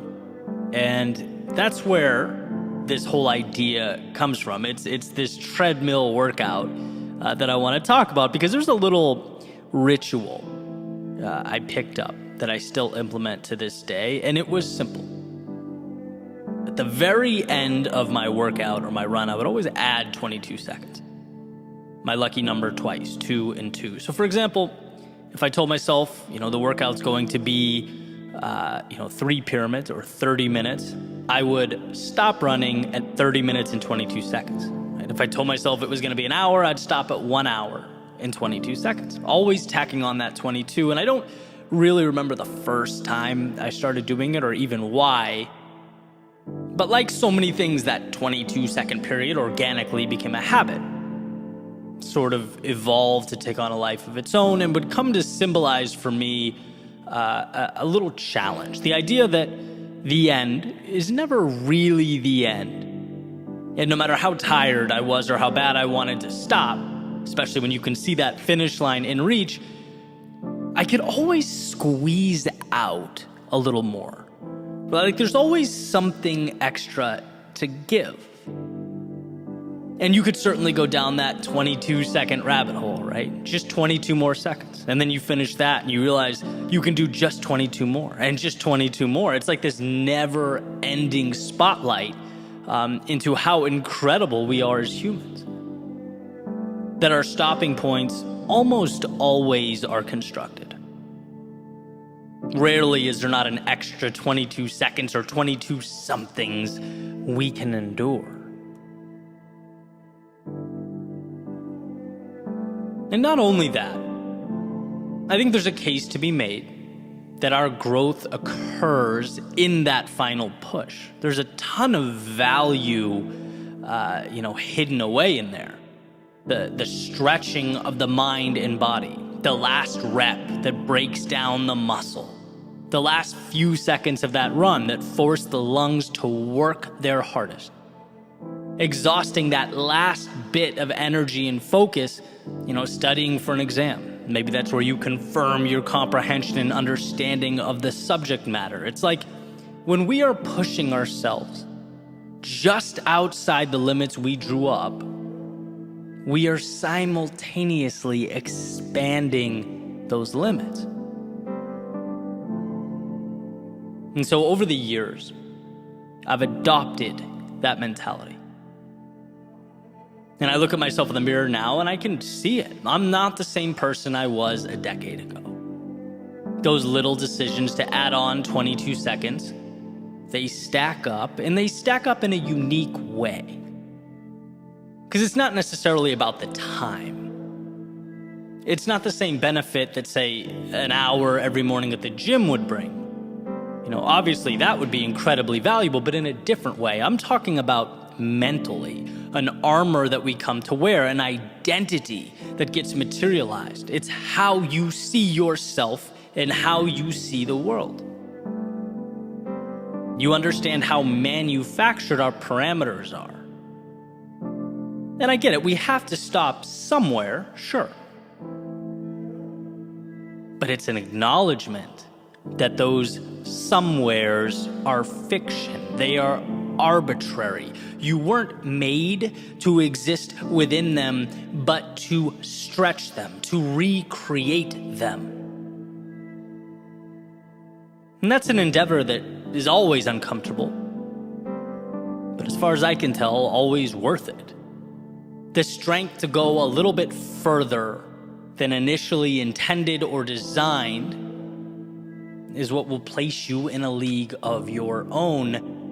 And that's where I wanted to start, by bringing attention to the idea that there's always an extra 22 seconds, and you are always capable of obtaining it. That is yours. Whether you choose to see it or not, it's an option. It's always an option. Which sort of connects us to my next thought. If I know that's who I am, someone that fights for that 22 seconds, if I know that's what I'm capable of, and that's what lights me up, what about those times in my life when I had no desire to reach for the extra 22? Because sitting here, I can think of plenty. I can think of times when there was dissonance between my identity and my actions. Here's a quick story, right? This was a shift in my life and my understanding of reaching for that little bit more. Right? When people ask me about my process, right? What I'm building or where I see myself in X number of years, I tell them I'm playing the long game, right? Like I'll sacrifice some short-term wins now to continue forward with a plan that I believe wholeheartedly will transform from linear to exponential, right? It's like Gary Vee's motto. You're young, you have time. And impact is not about succeeding at 34. It's about flourishing at 45 and 55 and 65 and 75. Like, that's fun to me. That's the exciting game to play. And it's methodical. The challenge is, as you're locked into this big picture plan, you have to pass a lot of shiny objects along the way. A lot of, hey, look at them over there. Maybe I should be doing that too. That worked for her. Will it work for me? Right? Sometimes you forget to trust yourself and stay the course. And so a few years ago, I felt this pressure to pivot, to adjust focus. Right? I'd been, talking with some mentors of mine who were, very successful in their individual fields and passions. And I thought, hey, you know what? It's time for me to start focusing less on the craft and more on monetizing the craft, right? The dinero side of things, which is great and it's healthy, but here's the catch. As long as you're doing it in a way that aligns with who you are. And so a few months go by and I found myself living in this overly sized and priced condo on the beach that I was going to use to impress clients, making products that didn't excite me, talking to people I didn't really want to be talking to, living a life that was not my own. I'd lost myself, right? My love is storytelling. It's capturing life's seemingly overlooked secrets. That's what I get excited about in the morning. That's the value I want to share with the world. And look, money is important. It's necessary. It's freedom. But for me, it can't be about the money or I lose the drive, right? And here's the point I'm making where it all comes together. What I found is that when you're a stranger in your own body, there's almost no incentive to push for that little extra. It's like, who cares about fighting for 22 seconds? I'm so misaligned, I don't even want to be here. right? That is the red flag. That's the indicator that it's time to adjust. Because if I'm someone who wants more, who pursues and acquires more, and I don't feel the urge to do so, it's time to change. And I broke the lease, put everything I had in a car, went on a little 3-month excursion, realigned. Right? If I'm not willing to suffer through that little extra, to go above and beyond, it's not for me. And so that's a big example, but it obviously manifests in smaller ways as well. Yes, you are someone who can and will chase down the beauty in life, who will transform that little extra into something meaningful, but you also have to position yourself and the world around you to make it possible. And when you don't feel that hunger inside, and this is the point you need to understand, it's not you, it's not broken hardware, it's not that you innately lack drive or confidence, it's that you need to rearrange the scenario. You need to find alignment. Because I promise you, if you want something enough, you'll be willing to fight for it, to hurt for it, to break boundaries for it. But you must first make sure that you're pointed at something you want, something that moves you. And here's the part where I remind you of all those things you've already overcome in your life. Of all the times you thought your tank was empty, but you found a way. All the times you were hurting, but kept moving. All the times you were broken, but put yourself back together. We are not told in school or at work how resilient we are. We're not told that we often stop thousands of 22-second periods short. We aren't told that we're living at a 30% capacity, operating at a fraction of our potential. We don't even realize the little miracles we've created along the way. A strong purpose and a willingness to stretch yourself as you pursue it will change your life. And that's not hyperbole, that is fact. If you want what you've never had, then push yourself further than you've ever gone. And we're talking little stressors, expanding one step at a time, until you eventually look over your shoulder and see the miles you've traveled. Until you look at your reflection and see the evolution that has occurred. It was never just 22 seconds. It was a consistent and sustained shot at the walls you placed around yourself for the opportunity to see them crumble.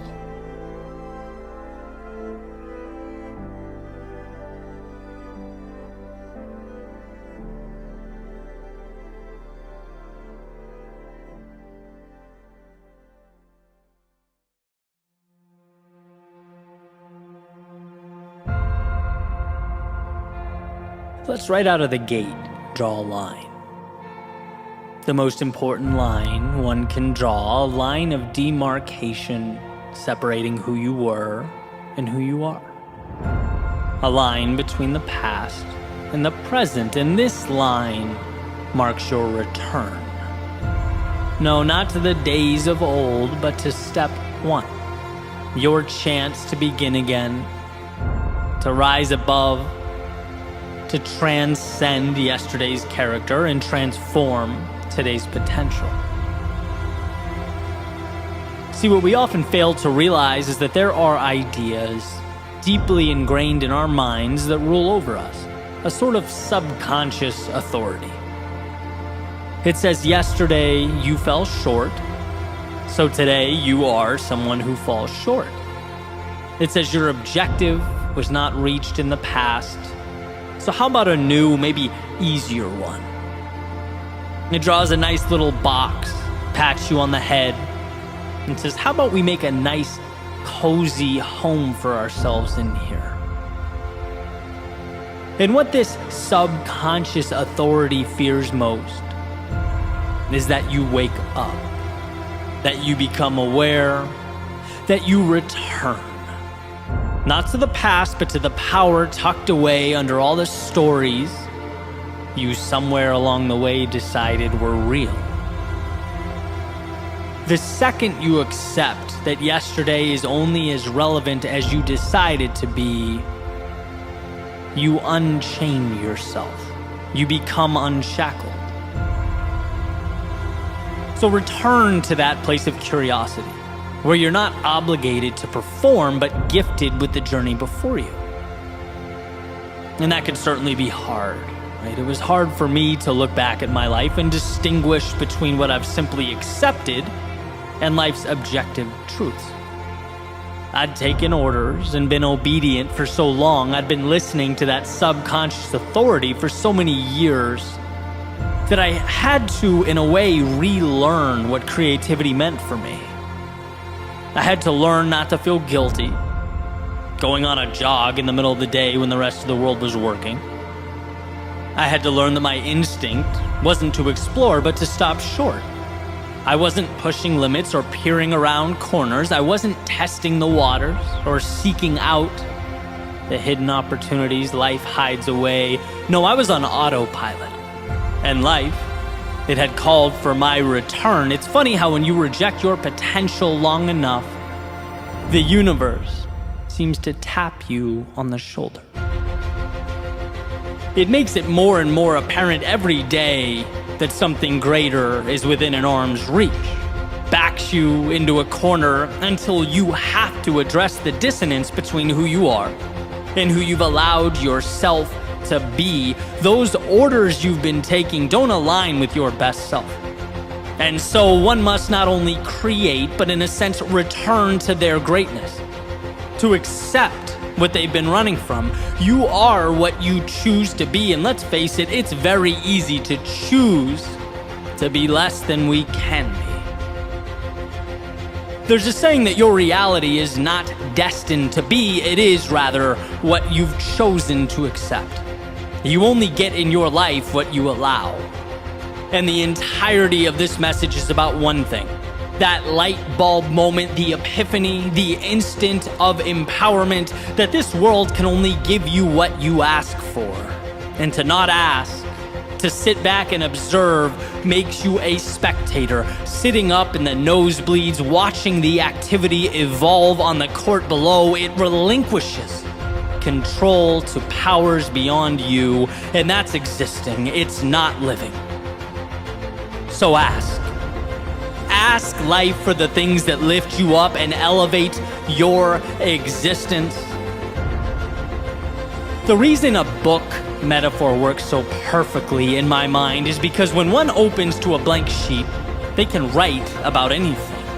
There's no limitation to what can be placed on that paper. And sure, our proclivity may be to continue on the legacy of last novel's cast and characters, but it's by no means required. In fact, with that pen in your hand, you can craft a new world entirely. New places, new things, new relationships and ideas, new obstacles to face and defeat. A blank page can be and mean anything, and so every sunrise, every door you walk through presents in the same sense a blank page. Realize that there's no obligation to perpetuate the past or continue on in the same way you arrived. No, this day is yours. Take hold of that self you've hid away. Find the courage to unshackle yourself from how you were once seen by your friends or your teammates or your co-workers. Level up and understand that you don't owe the world any type of explanation. Remember, you're not here to conform, to obey, to live a life of obedience. No, you're here to poke, to prod, to explore, to follow the nagging curiosity, to embark upon the adventure that is life. When you understand that you are not your past, when you see that the person you were has no control over the person you are in this moment, you are free. So with eyes wide, a beating heart, a head held high, step into that world. Because if you live with conviction, with absolute certainty, that life may not always be easy or intuitive, but it's there for you. When you see not yesterday's constraints, but tomorrow's hope, all roads lead to an evolved existence. It's not about perfect, and it never was. It's about understanding that the past has given you everything you need to break away from its grasp. It has provided the lessons, it has knocked you back, pushed you down, and tested your resolve, all for this moment.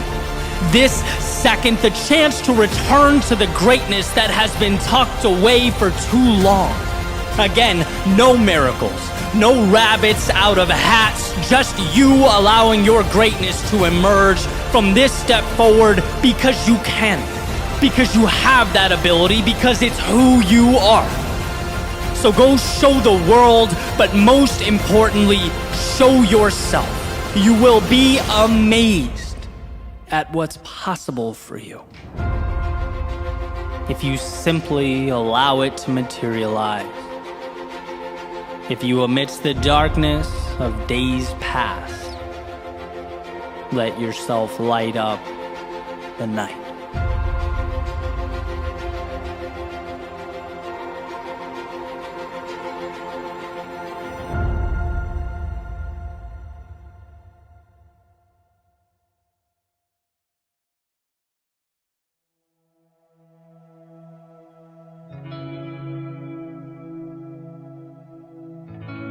You have to see it before they do. You have to believe it before they will. You have to be the architect of your plans and your goals, because no one will build them for you. And that's just it.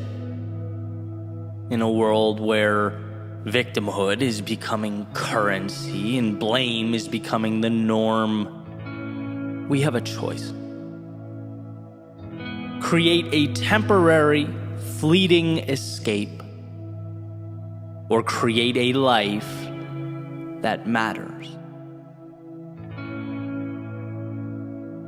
You know how much easier it is to project out at the world?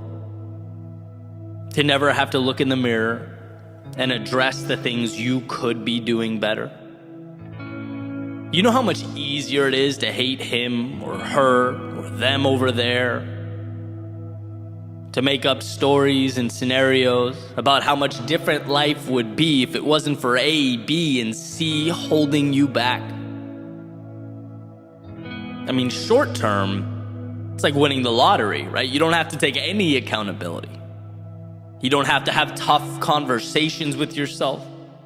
You don't have to reflect on the painful memories or decisions. No, you can put your feet up, sit back, point at the world, and say, look what they made me do. If only. But here's what's not being said. Every time you point your finger away from your own chest, every time you project blame, you're letting yourself down. Why? Because we only grow when we take accountability. And yeah, accountability can be painful, uncomfortable. But in that discomfort exists the only bridge to a better tomorrow. That's it. Right? You go to the gym, you put your muscles through stress. You break them down so that they can be built back up stronger. Personal responsibility cannot be the muscle we refuse to build. There's too much at stake. It can't be the thing you avoid. Why? Because it's what injects meaning into our lives. I'll never forget, in the 8th grade, and I bet every single person in that class still to this day remembers, my teacher, Mr. Betancourt, walking up to the front of the classroom. He had his hands in a bowl shape and was holding it up to the ceiling. explaining to us that you can't go through life asking the world to give you its scraps. That if you sit and you wait and you hope and you blame, you will lose. That's the recipe for bitterness and resentment. Think of it like a fork in the road, right, where our two options are vastly different. You go left at the fork, and you enter a world of escapism, refusing to confront your problems, finding reasons you can't do that which you know you need to do, hating others, those who have built, grown, or created themselves. Or you go right at the fork. You learn to do the hard thing, to humble yourself, to take control of your life and your world. When things aren't the way you want them to be, you look around and you immediately ask, things outside of my control may have brought me here, but what can I do to fix it?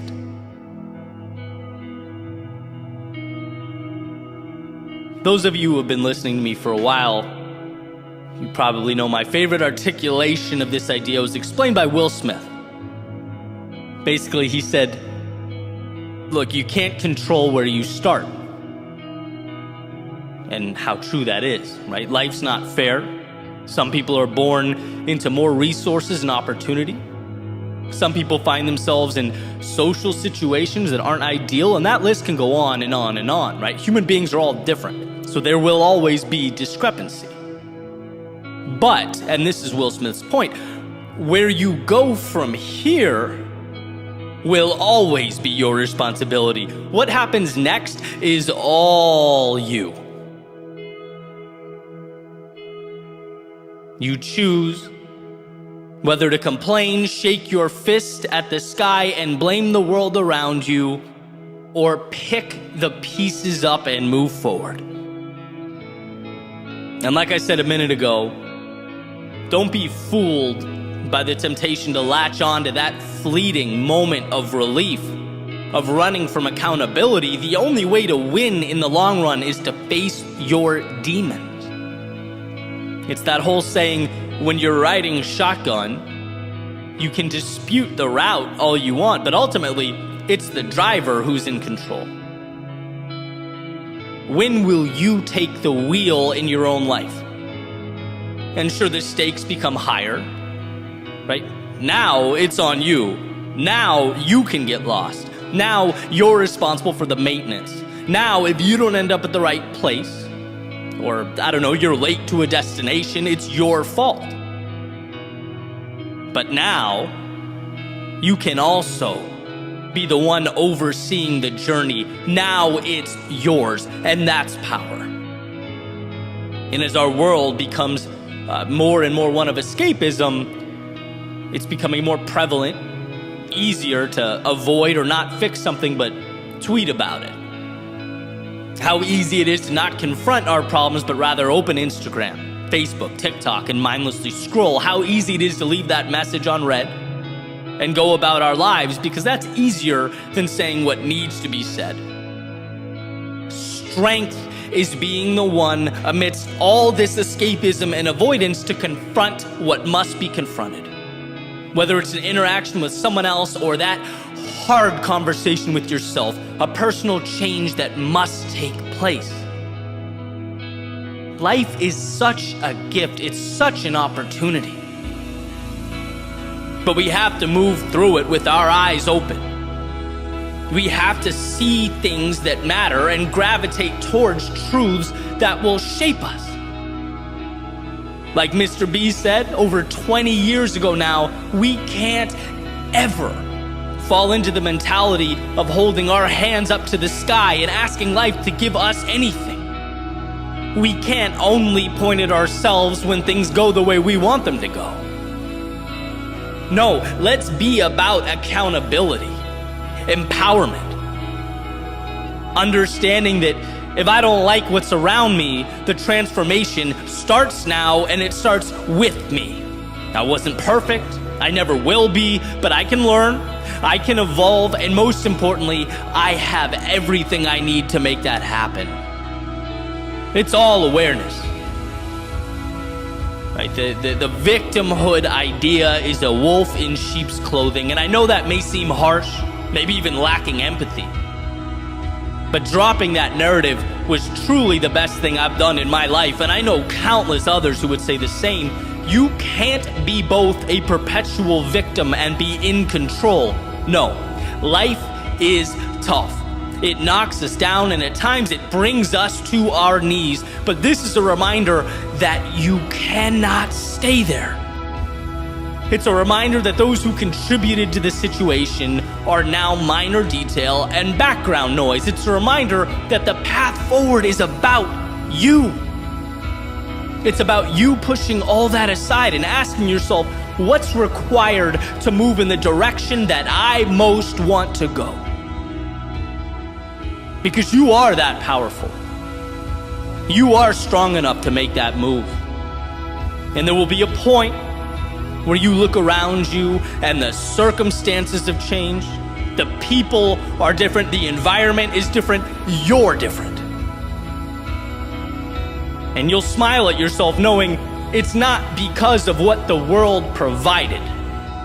It's not because of what anyone gave you. It's not because of what people out there did or didn't do.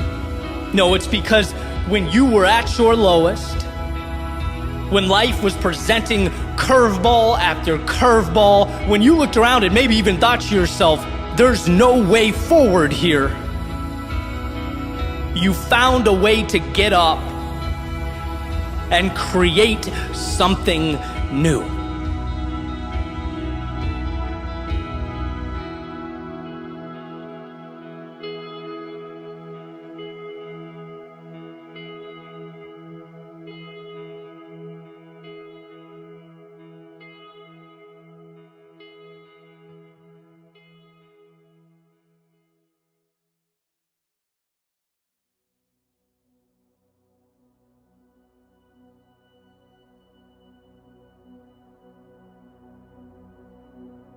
If these walls could talk,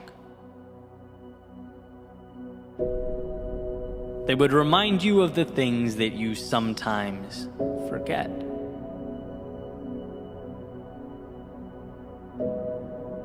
Yeah, those elusive things you tend to walk right by.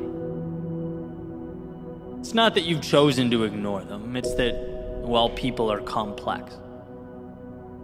And we have a tendency to skip over some important things as we remain fixated on our problems, our perceived inadequacies, that finicky negativity bias. The one that states, if you went to a restaurant 100 times, had 99 incredible experiences, but something went wrong on the 100th, well, that restaurant would forever be known to you as the place where things go wrong. We are wired not to see the good, but to identify and avoid the bad. And if these walls could talk, they would unveil to you the brilliance that exists slightly out of frame. They would suggest you look over your shoulder and take a peek at how far you've come, because, my friend, you've come a long, long way. It's funny how slow progress moves. It's interesting how our lowest moments force us outside of ourselves, push us to step into those shoes we didn't know were sitting in the closet, unworn, waiting for the day we'd take on that new role, waiting on you to see that who you were yesterday is not correlated to who you can be today. And if these walls could talk, they'd fill you in on a very important statistic. They'd tell you that you've stood face to face with some of the biggest curveballs life can throw. You took on struggle and hardship that rocked you to your core, and as you stand here now, your success rate through all that comes in at, well, 100%. You are literally undefeated in your ability to move through adversity. And every time you did, whether you knew it or not, you walked into that closet and put on a new pair of shoes. You became something new. Sometimes progress is so slow that it feels like pain and it looks like stagnation, but it is anything but. And if these walls could talk, they would remind you of that truth. They would beg you to see what you've become, who you are. If these walls could talk, they would remind you of life's ever-changing, transformative nature. All the times they witnessed you upset about people and things coming and going, as you tried to hold on to that which perhaps no longer served you, wishing you could make permanent those things that were just meant to be transitory, shooting stars across the sky of your life. But something doesn't need to be forever to be meaningful. And thank God, because nothing is forever.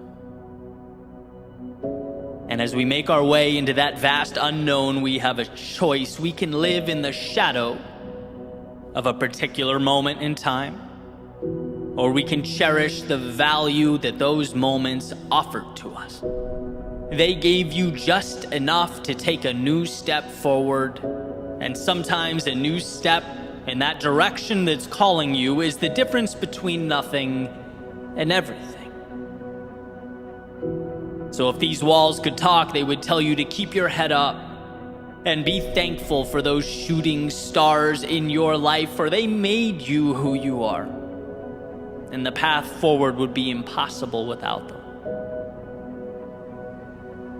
If these walls could talk, they would ask you about those times you came home, sat down in your room, and wondered how you could ever be enough.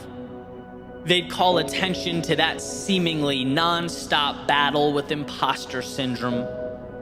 They'd ask when you will feel like you've learned, seen, or traveled enough to gain some semblance of authority in your own life. They'd wonder when you'll give yourself permission to be that. You've come so far, endured so much. You're not the same person you were a year ago. Now, if you could just stretch a little further, if you could just extend a little higher, if you could see all the new shoes you've worn and the shooting stars you've collected along the way, you would know that you are designed to overcome. External pressures, obligations, criticism, none of it matters. This is between you and yourself, and if these walls could talk, they would ask you when you'll see what they see. The brilliance, the magnitude of your potential.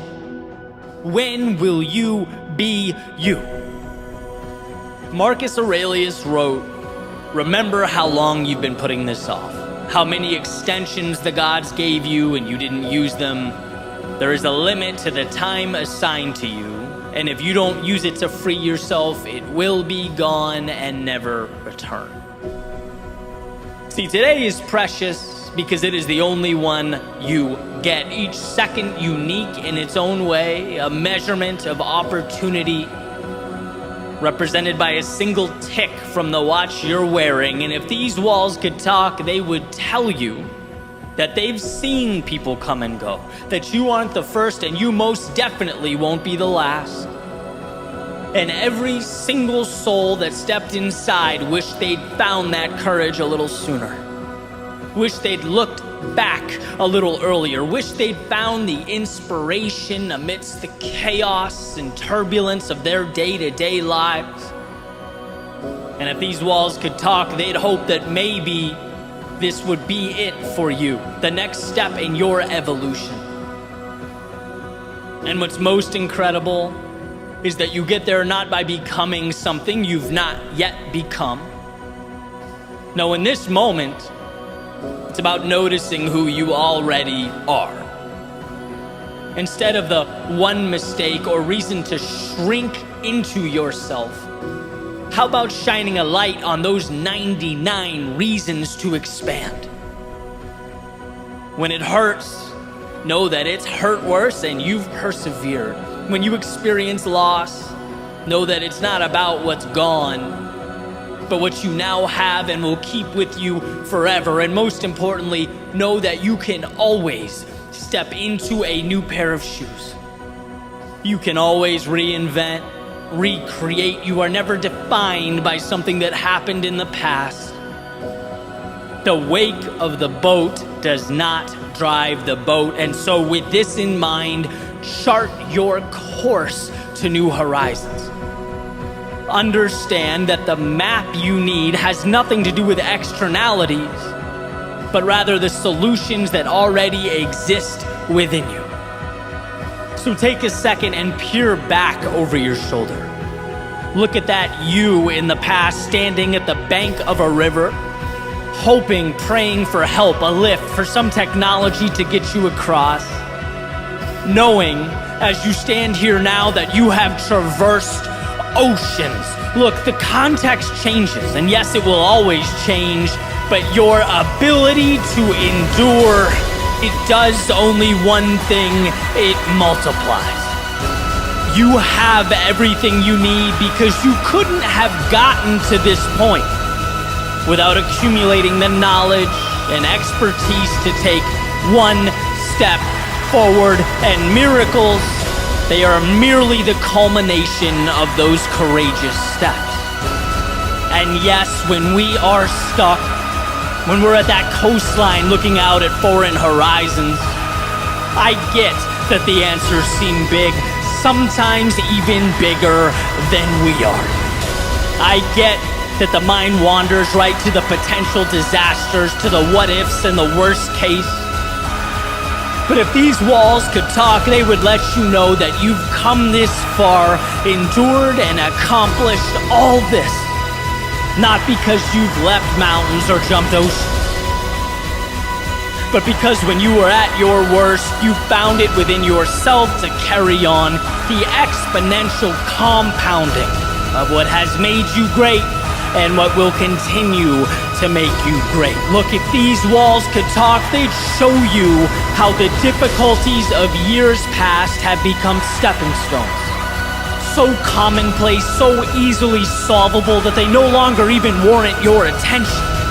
That by moving forward, you have faced your obstacles, taken the value from them, and made them obsolete.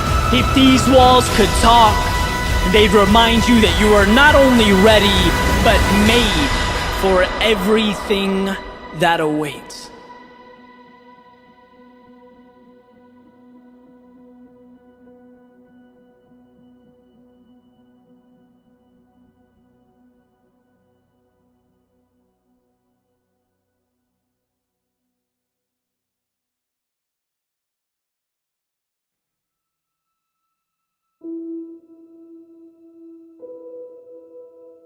In a way, our eyes are liars. Not in what they portray, but in the implication of their portrayals. Our eyes highlight to us one thing: what surrounds us now. We receive a snapshot of the current moment.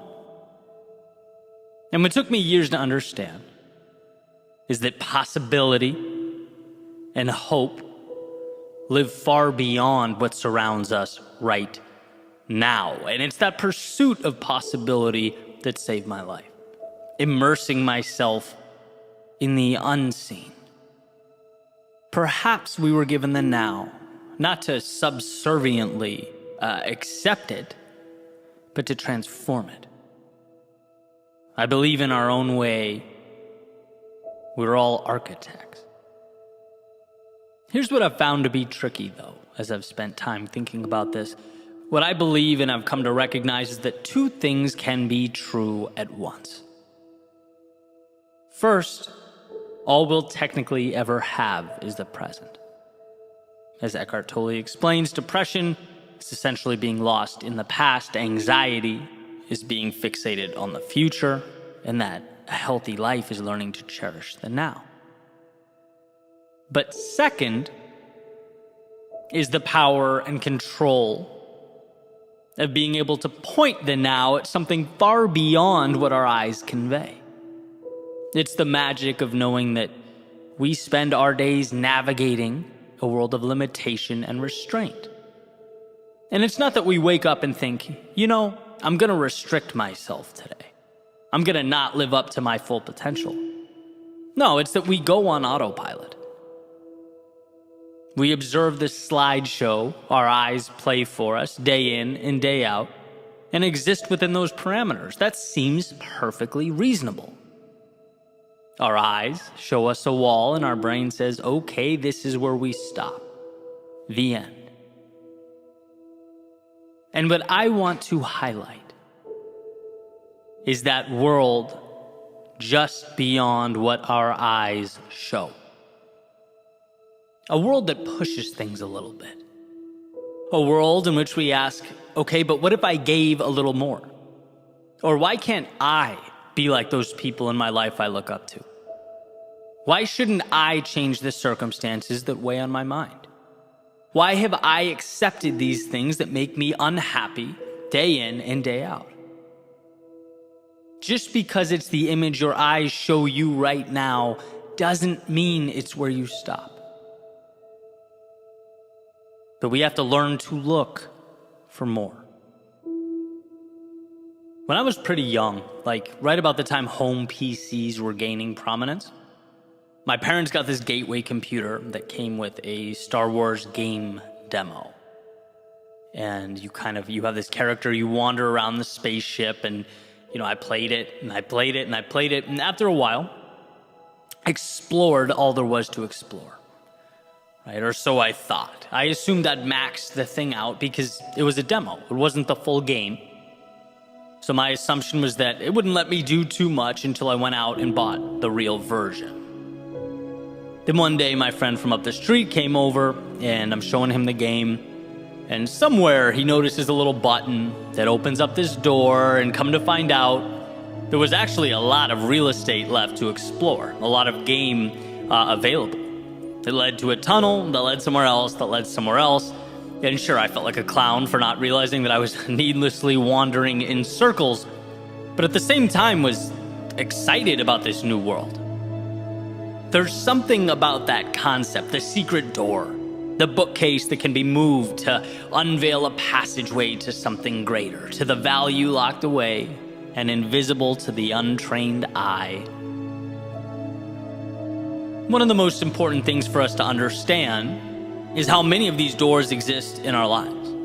That if we choose to recognize and identify something more, something that excites us and invigorates us, we can usually draw a line to it. We can start little by little heading that way. Because within the current moment slideshow we see all around us exist the little passageways, the side streets, the tunnels connecting to something more. That of course those gates won't open up if you've not constructed a destination in your mind worth traveling to. Again, not because you're insufficient or inadequate or wrong, but because our default is to live life on demo mode. We have to manufacture more. Build a higher platform, and then climb up to it using ropes and ladders that we already walk by every day without thinking twice. Our world, our right now, is a toolbox waiting for us to construct a more meaningful, peaceful, happy tomorrow. And so again, I present the question, where are these hidden opportunities or gateways in your life? Where can you find the advantages dressed up as the mundane? Is it in a book? Is it a conversation? Is it applying to that thing you've been hesitant to pursue because you're scared of what might await? Is it understanding the power of 10 minutes a day? And how starting small opens doors that we can't even comprehend? Is it a little boldness? Is it looking in the mirror and realizing you're still shackling yourself to who you were yesterday?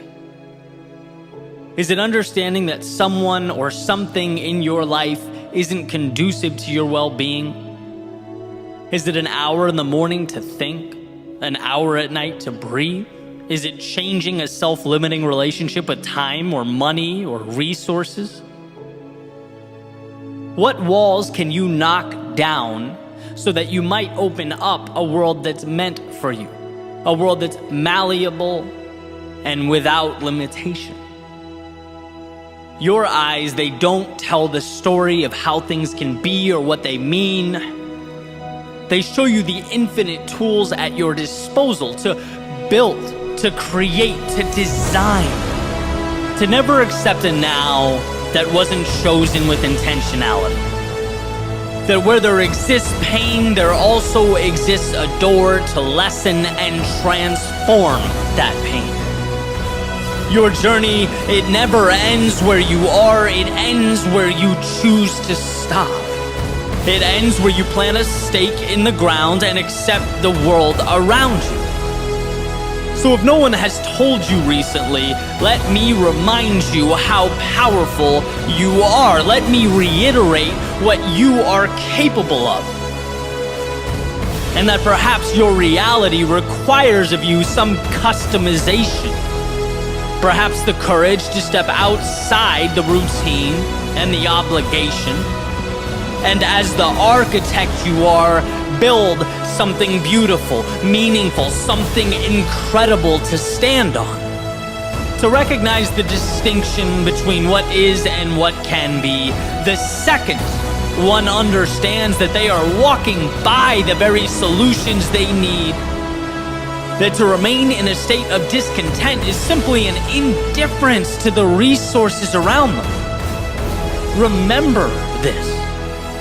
What you see, your eyes don't provide an end state, but a path to the next chapter. A chisel to little by little evolve. As someone recently reminded me, Mark Twain's quote, "Logic will get you from point A to point B, but imagination will take you everywhere."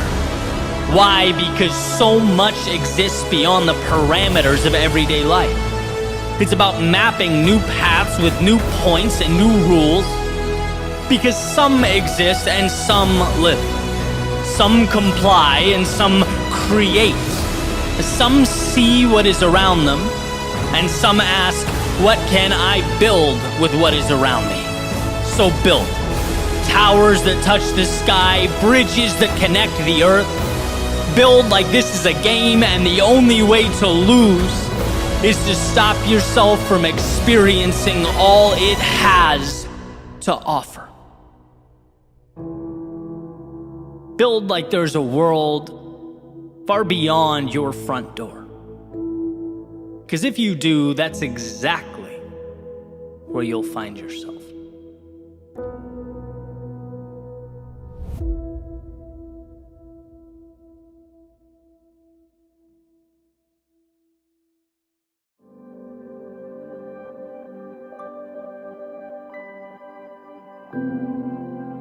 Sometimes the most important things we do in our lives are the product of sheer will. Of taking little nothings that surround us and making something out of them. In other words, the greatest opportunities, often the ones we need most, they simply aren't obvious. They're hidden. Hidden behind what looks like difficulty, what appears to be hopelessness. The reason I place so much value on a single step forward when we're overwhelmed or at a low point is because a single step means you're in the game. You're giving yourself a chance to find and obtain those little hidden away pieces that can't be found when we stand still and dwell on a situation. Mobility is empowerment. And when we move forward only with what we have, we're continuously reminded that what we have is enough. We have the tools, the resources, and the ability. We just have to somehow remind ourselves that with those tools, we are capable of building, of creating the incredible.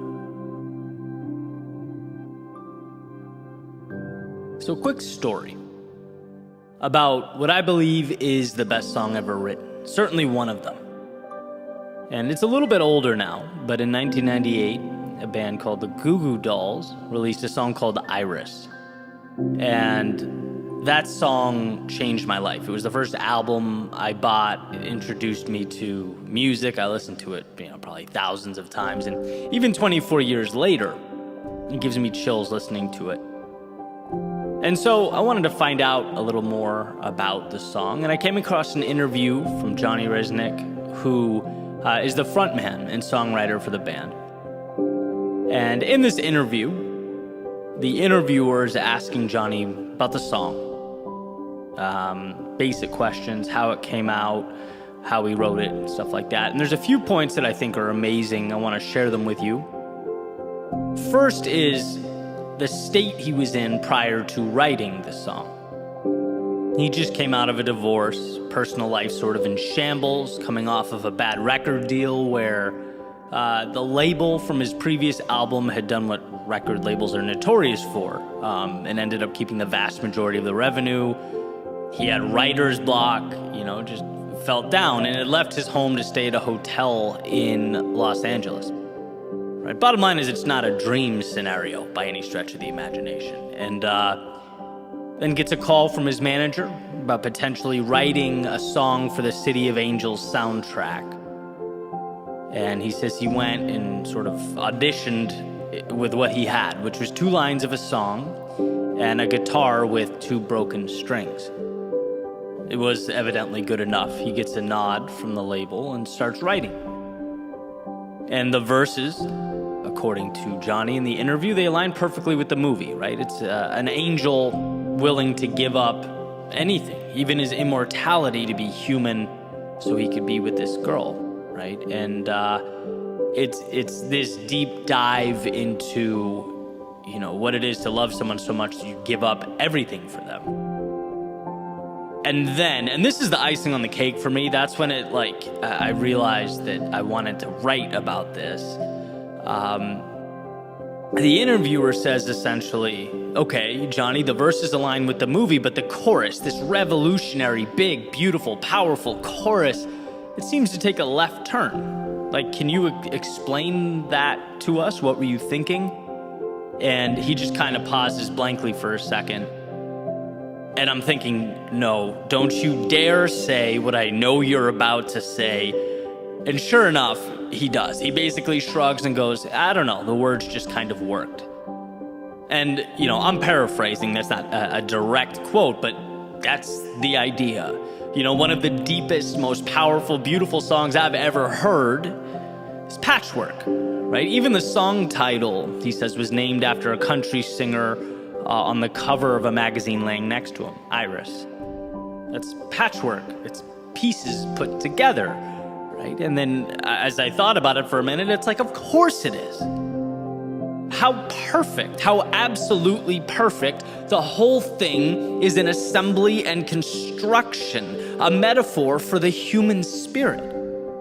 Conceived when its author was down and out, right? Taking L after L, called to present an idea, didn't have some crazy budget or equipment to pitch this song. Nope.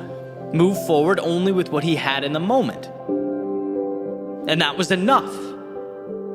Then the song, a beautiful depiction of, the movie's theme, combined with elements of real life, his personal situation, what he goes through, maybe even components that mean nothing other than an ability to encapsulate a feeling or an emotion.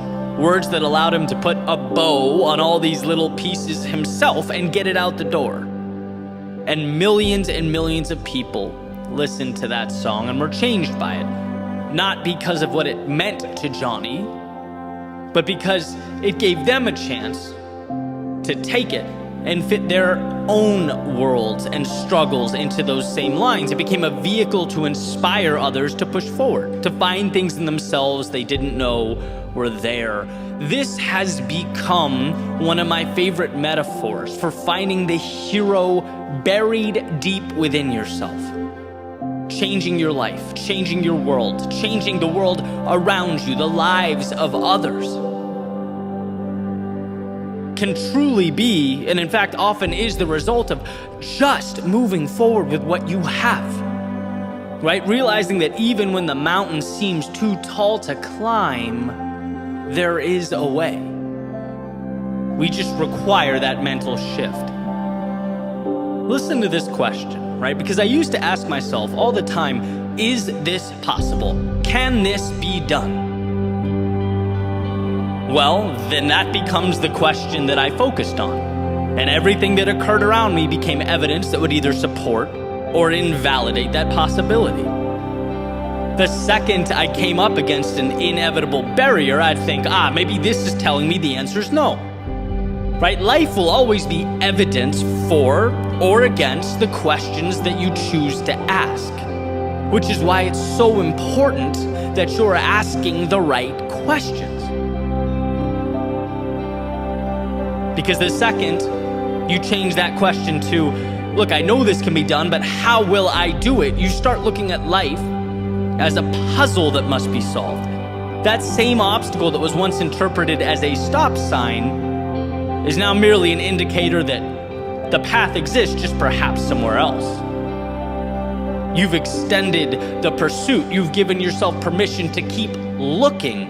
And it's because of these self-created expeditions that we find more in ourselves. You know, things won't always go perfectly, but when you look at those imperfections through the right lens, you see that this isn't about you. It's about that particular door being locked. All you have to do is believe in yourself enough to move to the next one, to continue knocking until you find a door that opens, until you find that bridge to whatever comes next. And that's why I love that story about Iris, why I wanted to share it today. It's crafted during times far from ideal, with resources far from abundant, with words far from perfect or related or self-explanatory. But you end up on the other side with this masterpiece, this song that certainly changed my life and definitely impacted many others. And it's like we have to realize when we're sitting on the edge of the bed, you know, maybe it's not divorce or writer's block, but whatever it is holding you back, that's not the end. It's your reason to keep going, to begin again. You don't have to know how things will be, but you do have to know how they won't be. They won't be like this because you won't let them stay this way. And maybe it's not 2 written lines and a broken guitar. Maybe it's moving forward when your strength is not at a 10 out of 10. When you don't really have that spark. Or you're longing for some resources, some finances, wondering where they'll come from. But pushing forward one little step at a time until things start making sense. And maybe it's not a combining and restructuring of song lyrics, using your personal experiences to fill the gaps on the paper before you. But it's trusting that your own story will ultimately tell itself if you don't put the pen down. That the heroes will rise, the villains will fall, and the adventure will continue on. After all, that's what life is. One giant adventure, testing us, pushing us, and transforming us when we're at our lows, while reminding us during the good times why we're lucky to have been gifted that same adversity we once looked at with contempt. Why we're lucky that when everything's made to be broken, as the lyrics suggest, we get to make something imperfectly beautiful with the pieces.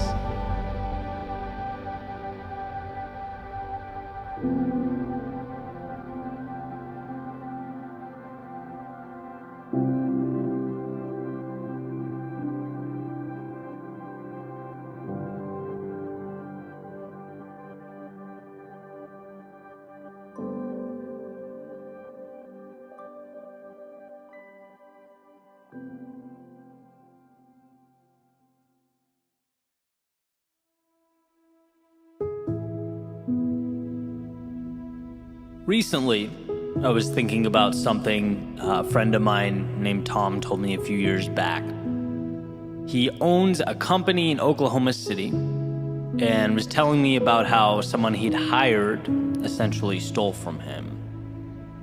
And the first question that came to my mind as he was telling the story was, okay, what are you going to do about it? And I asked him the question, and he was kind of quiet for a second, and then asked in his southern accent, Eddie, if a snake bites you, are you going to chase it into the woods to get your revenge? Or are you going to get the medical attention required to save yourself? Basically, are you going to focus on the past? Or on what to do from here forward, right? Basically, he cut ties with the person, but had moved on. Was already thinking about next steps that were best for him, his family, and his business. And I can tell you, since hearing that, it's become an incredibly valuable idea in my life. Especially as you realize that there will never be a shortage of problems. You do what you can to avoid them. You try to steer clear when possible, but adversity will always be a factor. It's about knowing that and stepping into it regardless. It's something that's always intertwined in our development, and I find value in asking myself, is this action I'm about to take conducive to my growth and my happiness, or am I just chasing snakes? Does this just feel good in the short term because I'm angry or I've been wronged or something along those lines? Especially since most harm inflicted on others derive from incompetence, not malice, and I truly believe that. I think very frequently we attribute sinister motives to others when 99% of the time it's, sheer stupidity. It's imperfect humans trying to navigate an often complex world. We make mistakes.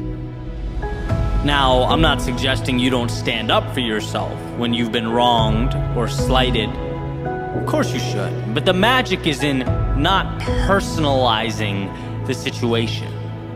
Right? Possessing the emotional IQ to understand, hey, look, it's not about me, but whether I can salvage the situation from here. And that depends solely on how I choose to look at it. Emerson wrote, people do not seem to realize that their opinion of the world is also a confession of their character. And what a powerful point. The flexibility and the leeway available to us when it comes to making sense of the world speaks to not how the world is, but how the onlooker thinks and interprets. Depersonalizing the situation is one of the greatest superpowers at our disposal.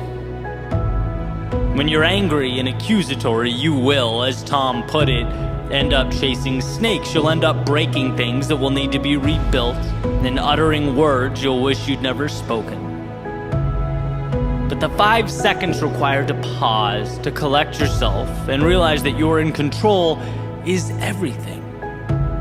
The ability to see the person, the situation, or the world not as an adversary stacked against you, but as an inevitable challenge that must be managed. So how will you choose to manage it? How will you choose to arrange the pieces? And by the way, I'm fully aware a constant theme for my speeches and podcasts and videos is the act of pointing not out at the world, but in at ourselves. My responsibility, my fault, my problem to deal with. I understand just how heavy that is, how hard that can be. Especially when deflecting blame often feels like it would just be a tremendous weight off of our shoulders, when revenge feels like the easy, intuitive move. But again, it's short-term relief. To truly grow, to find the calm and happiness and meaning we long for, it's the internal relationship with ourselves that matters most. It's the ability to say, I may not have created this, Or even, I may have made the mistakes that brought this to life, but I can't fix it until I look at both the situation and my own reflection and proclaim it's mine now. Let the past be the past. Now it's me and the present. And as far as I'm concerned, the present and opportunity, they are always one in the same, so long as we choose to see it that way. It's not what you look at, it's what you see over and over and over again. Is it happening to you or for you? Is it a problem or an opportunity, a setback or a chance to reset? I want to bring to light a story, one that I've told before, but it's so perfectly representative of the conversation. Jim Rohn talking about two brothers in an abusive household, alcoholic father, terrible childhoods. They grow up and both of the sons have families of their own. One is the exact same as his father. He's abusive and he's angry. And the other one is a great father. He's kind, he's loving, he's supportive. And when asked why, the abusive brother replies, "Look at my childhood, right? How could you blame me for this?" The other brother, when asked, responds, "Look at my childhood, right? How could I let myself treat my family the same way?" And in a way, one spent his life chasing snakes, bitter, resentful. The other one asked, "Well, that was terrible, but what can I do to right the wrong?" One personalized it, the other used it as a lever or stepping stone. And this is, of course, a simplification, but I believe every struggle we face in our lives at its core contains some element of this choice. From the little things to the big things, where do I go from here? It's mine now, and I can choose whether to make it better or worse. Chase the snake into the woods or march forward to find the value and right the ship. Remember that when it's hardest, when you least want to. Remember that the present contains every single thing you need to begin a journey to recovery, to growth, to contentment and meaning. You, on your end, though, need to be willing to slow down the moment. Need to be willing to collect yourself and give yourself permission to take that necessary and appropriate step.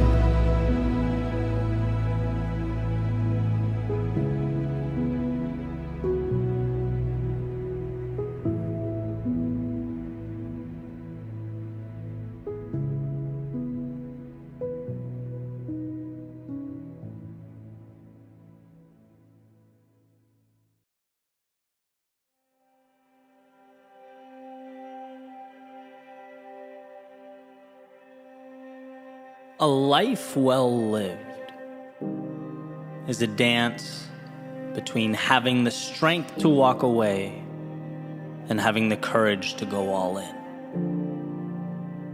It's juggling the idea that absolutely nothing matters and the idea that every second is a blessing beyond which I'm capable of even explaining or articulating.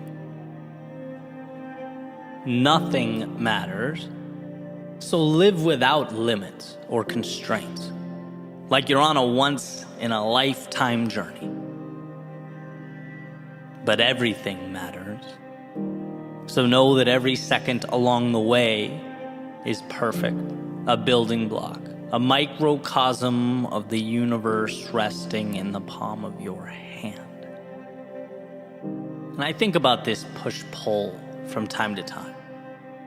I play with the idea that nothing matters when I need courage, when I need to convince myself to be a little bolder, reinforce the understanding that there is no pressure here. Life can only give what I'm willing to carve out. And as that clock ticks away in the background, what do I have to lose? as Mark Twain put it. It's the things we don't do that we come to regret. And then on the other side, when I need a little discipline, I play with the idea that the little things are everything. After all, two things can be true at once, and the details matter a lot. For me, getting up 2 hours earlier does make a difference. That pushing a little harder will add up. The little things become everything. And painting that portrait that had been tucked away in my imagination, well, that's done one very real, very tangible brushstroke at a time. It's participating in that dance between nothing and everything, the real and the imaginary. But for the time being, let's leave those very important little things and focus on the divine big things.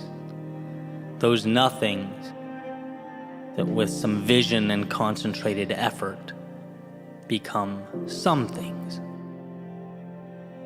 I have a friend that says to me all the time, nothing matters. And not in a nihilistic, throw your hands up and stay inside until the end of time type way.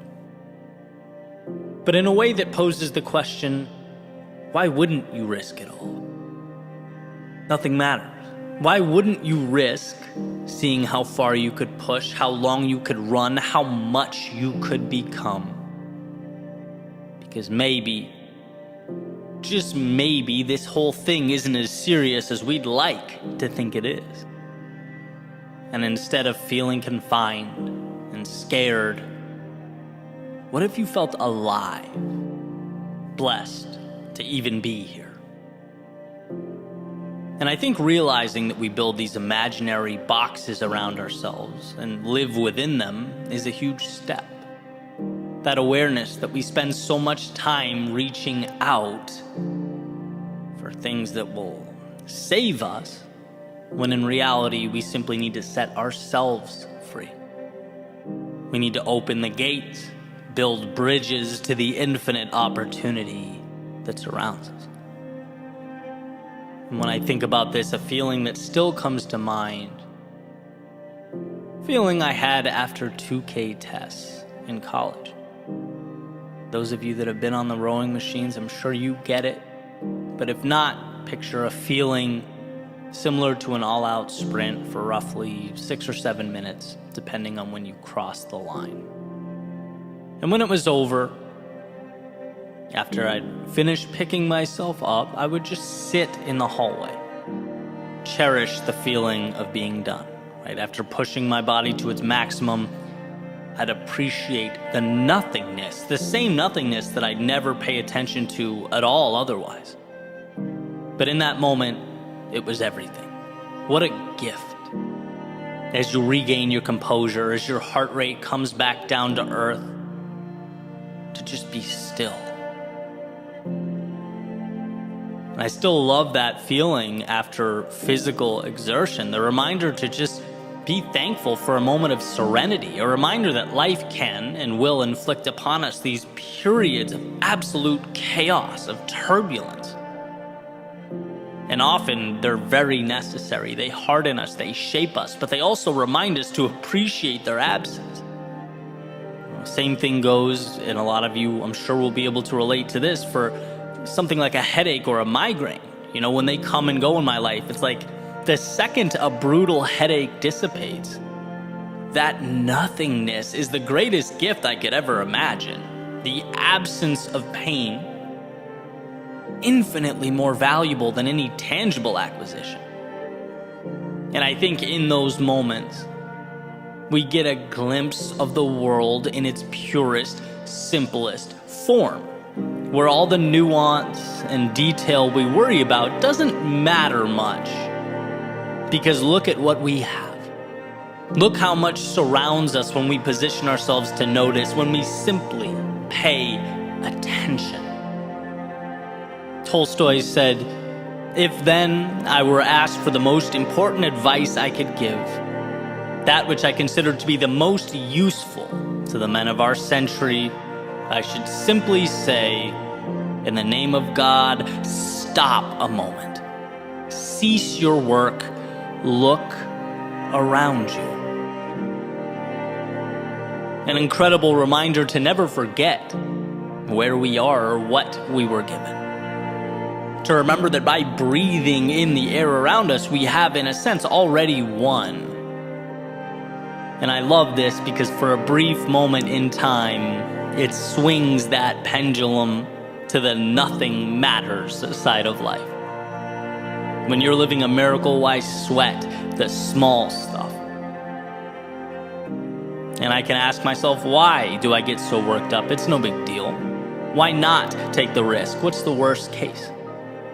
That I fail and have to backtrack as a now more informed and knowledgeable person? Why not stand in the face of my fears? The upside is consistently enticing. It consistently rewards. Look around and see what life has provided. How dare we waste it? And with that said, I'd also be remiss not to include this little caveat. I'm careful with the words "nothing matters." Because even though in the context I've been using it for years, it's a positive, empowering thing. It's my reminder to push boundaries. I could also see how it begs the question, well, if nothing matters, why should I care? And so let's reframe. Because it's not that nothing matters, it's that nothing outside the scope of your worldview matters. It's the acquisition of freedom, addition by the subtraction of all those externalities we let hold us back. Because you know as well as I do, it's not really the externalities that shackle you. It's your thoughts about them. So open the gate to your mind, let the detrimental out, and keep the necessary and the ideal in. Nothing matters if it doesn't align with your values and your destination. I know I say in every video, speech, podcast episode that we are the authors of our own stories. And it's because we craft our nothings and our everythings. It's because your universe, the one behind your eyes, it needs a maker every morning. And if you allow it, each sunrise can be your genesis, your own beautiful creation story. You have your hand on the dial. And so, amidst this world of infinite beauty and opportunity, look around you, soak it all in, ask yourself, what does freedom look like, feel like? Because you were put here to pursue that. And outside of those parameters, I believe that nothing matters. So why not live like it? Dream like it. Use the little thing in front of you to build the big things that have not yet arrived. Walk away when it's misaligned and go all in when you know in your soul it's right. There is everything to gain and nothing to lose.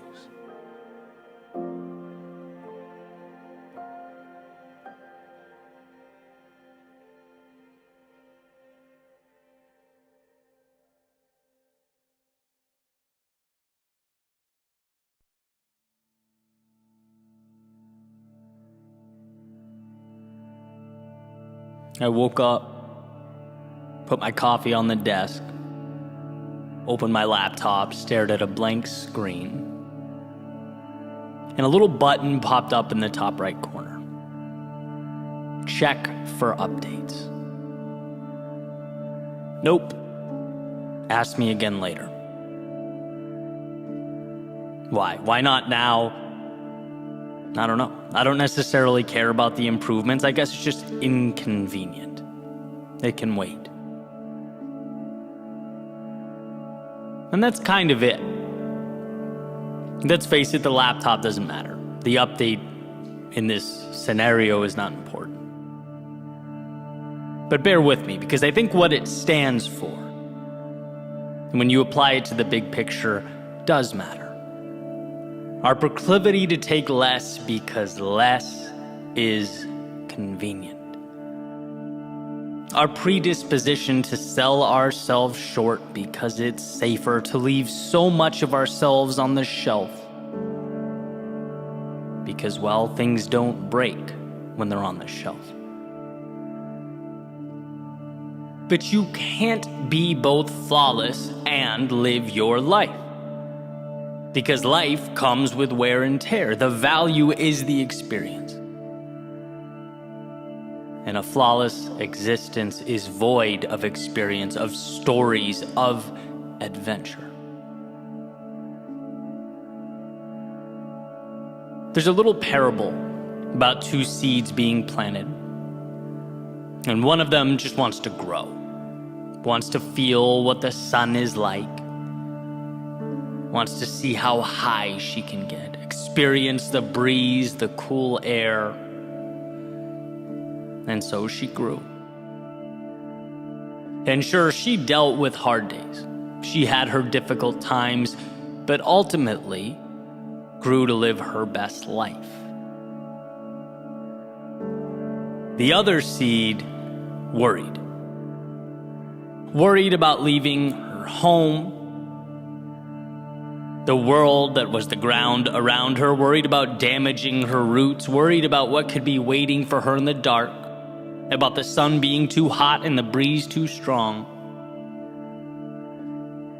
and ultimately stayed right where she was, playing it safe until one morning a chicken came wandering by and ate the seed off the ground. And see, this spells out a few things. One, we can at any moment decide to step into that next level, evolve into that next chapter. But also, not doing so comes with a cost. Sometimes a hidden cost.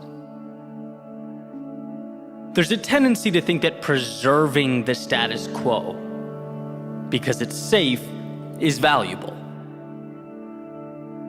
But understand something, you are not a collector's item. You weren't made for preservation, you were made for growth. To expand, to reach out towards the heavens and feel that sun, that breeze. And sure, upgrading means vulnerability. It means accepting that the unknown is bigger than you, but also contains within it everything you need. Whether it was people, things, money, resources, I used to think like that seed, right? How can I hold on to what I have? Contain, play small. I can't lose this. I've come too far. I've worked too hard. What if everything goes wrong? I can't upgrade now. Maybe later. Maybe someday when the time is right. When it won't hurt or require that I step outside of this little world I've created. But guess what? Growth always asks of us that we leave the comfort of now. It always offers us the world in exchange for the courage to see the unseen and trust ourselves to bring it to life. And when I realized this, I saw how the act of trying to perpetually maintain the status quo is debilitating. It's looking at life through a lens of scarcity. It's only when you start to grasp how abundant life is that you realize by simply stepping into that person you are destined to be, you'll attract what matters. Some things will go, and you'll leave them behind. But those things no longer serve you. They played their part, they added their value, and are now merely stepping stones as you move to something greater, and that's just it. Sometimes living means wishing you did things differently, looking back and acknowledging that you need to be better. Sometimes living means losing the wrong people in your life to make space for the right ones. Sometimes it means spending days, months, even years wandering down the wrong path so that you can get a glimpse, so that you can realize what the right path looks like. Sometimes it means no reward, no validation until that compounding finally takes place. Finally, you see just how powerful those small steps were and will always be. It means seeing yourself as the person you know you can be. Maybe not necessarily the one you are today, but betting on yourself when no one else would. There's an idea that people are neither good nor evil, but they have both within them. They choose through their day-to-day action how they'll live, who they'll be. And sure, this is a tad oversimplified, but I think the duality is useful, right? Because in a different context, for everything that occurs in your life, you can find a reason to celebrate or a reason to grieve, a reason to grow or a reason to hide. It all comes down to what one chooses to see, how they choose to look at the world. I'll never forget when Peterson talked about curtains, right, with tears or holes in them, same world on the other side, but the opening that you choose to look through paints an entirely different picture, right, contributes to an entirely different understanding. And look, I'm a pragmatist, I just am. I'd never ask people to close their eyes and pretend everything's perfect, to wander down the path before you expecting everything to be easy. No, but what I am saying is that the path before you is where you'll uncover the meaning in life, and meaning requires that we are from time to time uncomfortable. To go where we most want to go, we must leave something behind. And the reality is that while it's scary, while it can be alarming and even painful, it is always worth it. That what's on the other side is what makes life worth living. I want you to know that you don't need to be walking into the same rooms, talking to the same people, doing the same things. No, not if you've outgrown that reality.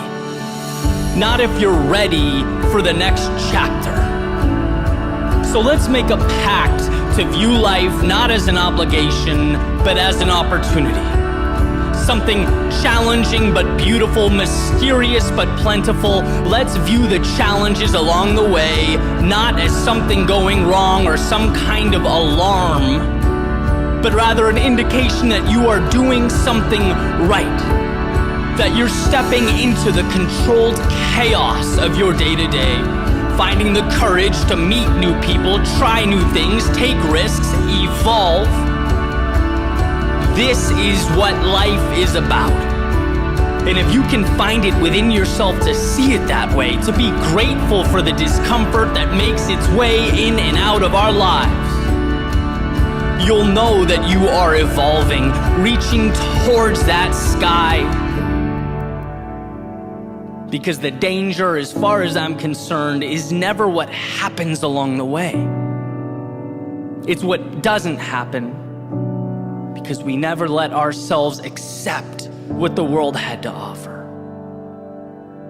And so on that note, I think today is the perfect day to upgrade.